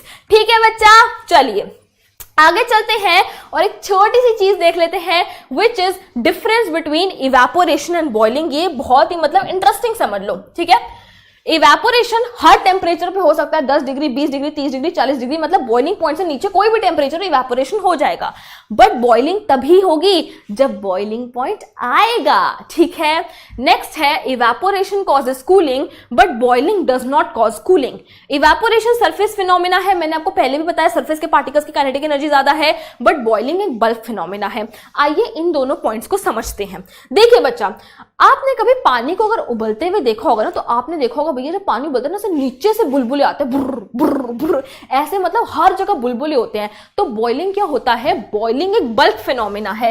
इसको बोलते हैं बच्चा सरफेस। ये क्या है, सरफेस है, और ये क्या है, ये है हमारा बल्क। तो बॉइलिंग एक बल्क फिनोमिना है। बॉइलिंग जब होती है भैया तो हर जगह हीट ही हीट है। आपने देखा ना, पानी उबलता है, ऐसे बुलबुले निकलते हैं, हर जगह एकदम हीट ही हीट होती है। जब हर जगह हीट है यार, तो वो कूलिंग कैसे करेगा। इसीलिए बॉइलिंग के दौरान कूलिंग नहीं होती भैया। बॉइलिंग और कूलिंग तो ऑपोजिट वर्ड्स ही हो गए। बॉइलिंग एक बल्क फिनोमिना है, ये भी आपको समझ आ गया, बल्क में होता है। बट हमारा जो इवेपोरेशन है वो एक सरफेस फिनोमिना है। सरफेस के पार्टिकल्स इवेपोरेट होते हैं, अपनी सराउंडिंग से एनर्जी लेते हैं, नीचे वाले पार्टिकल से भी एनर्जी ले लेते हैं। तो नीचे वाले पार्टिकल से एनर्जी चली गई तो क्या हो गया, कूलिंग हो गया। तो it is a surface phenomena and it starts from the surface. It is a bulk phenomena, it starts from the bulk. It causes cooling, it does not cause cooling. ठीक है बच्चा, क्लियर हो गया कि नहीं हुआ। तो इसी के साथ हम आ गए हैं हमारे चैप्टर के एंड पे, और मैं आप लोगों के लिए लेकर आई हूं कुछ क्वेश्चंस, कुछ एमसीक्यू, जिसका आपको जवाब देना है कमेंट्स में। मैं 5 सेकंड क्लास में अभी लेक्चर के दौरान वेट करूंगी, तब तक आप जरा चैट में आंसर टाइप कर देना कमेंट्स में। देखो, when a crystal of potassium permanganate is placed at the bottom of water in a beaker, the water in the whole beaker turns purple on its own even without stirring, बिना हिलाए उसको खुद से purple. This is an example of distribution, intrusion, diffusion, effusion. तो your time starts now. 1 2 3 4 5. तो भैया correct answer क्या है? समय समाप्त हो चुका है आपका. करेक्ट आंसर है डिफ्यूजन. भैया खुद से पानी पर्पल हो रहा है, ऑन इट्स ओन, खुद से. तो ये क्या हो जाएगा? This is the concept of diffusion. Correct answer है C. If the temperature of an object is 268 kelvin it will be equivalent to. बताओ 268 केल्विन को सेल्सियस में कन्वर्ट करना है, कितना होगा? 1 2 3 4 5. तो भैया करके देख लेते हैं. Temperature in Kelvin is equal to temperature in degree Celsius plus 273. 268 यहां पे है, ये मुझे निकालना है टेम्परेचर इन डिग्री सेल्सियस. 273 यहां पे है, 273 को यहां लेके जाके माइनस कर दो. 268 minus 273 is equal to temperature in degree Celsius which comes out to be -5 degree Celsius. ठीक है, तो करेक्ट आंसर हो गया क्या? ए. ठीक है, चलो next. Which of the following represent the suitable condition for liquefaction of gases? Liquefaction, liquefaction एक ही बात है. गैसेस को लिक्विफाई करना है तो क्या कंडीशंस लगेंगी बताओ जरा. 1 2 3 4 5. पोंग, वो जो भोंपू नहीं बजता केबीसी में, वो बच चुका है. तो बच्चा गैस को लिक्विफाई करना है तो we need high pressure and low temperature. यहाँ पे हाई प्रेशर और लो टेम्परेचर कहाँ है? लो टेम्परेचर है, लो प्रेशर है नहीं. हाई टेम्परेचर नहीं, लो टेम्परेचर ठीक है, हाई प्रेशर ठीक है. तो करेक्ट आंसर क्या हो गया? सी हो गया. चलिए, Which of the following energy is absorbed during change of state of a substance? अरे यार, 1 2 3 4 5. भैया change of state of a substance और एनर्जी, ये दो शब्द जब भी आपको देखने को मिले, latent heat, latent heat, latent heat, क्या बजना चाहिए दिमाग में घंटी? लेटेंट हीट की, क्योंकि स्टेट चेंज के दौरान जो हीट यूज की जाती है उसको बोलते हैं लेटेंट हीट. और इसी के साथ बच्चा हम आ गए हैं हमारे इस सेशन के एंड में. चैप्टर 1 जो था हमारा वो बिल्कुल खत्म हो चुका है. कमेंट्स में जरूर बताइएगा कि कैसा लगा. हमने पूरी कोशिश करी बच्चा कि जितने भी कॉन्सेप्ट्स हैं सबको डिटेल में पढ़े और हमने एंड में क्वेश्चंस भी प्रैक्टिस करे. सो आई होप कि आपको सब समझ आया होगा, मुझसे पढ़ने में मजा आया होगा. That's all for today from my side. Tata bye bye, सायनारा बच्चों.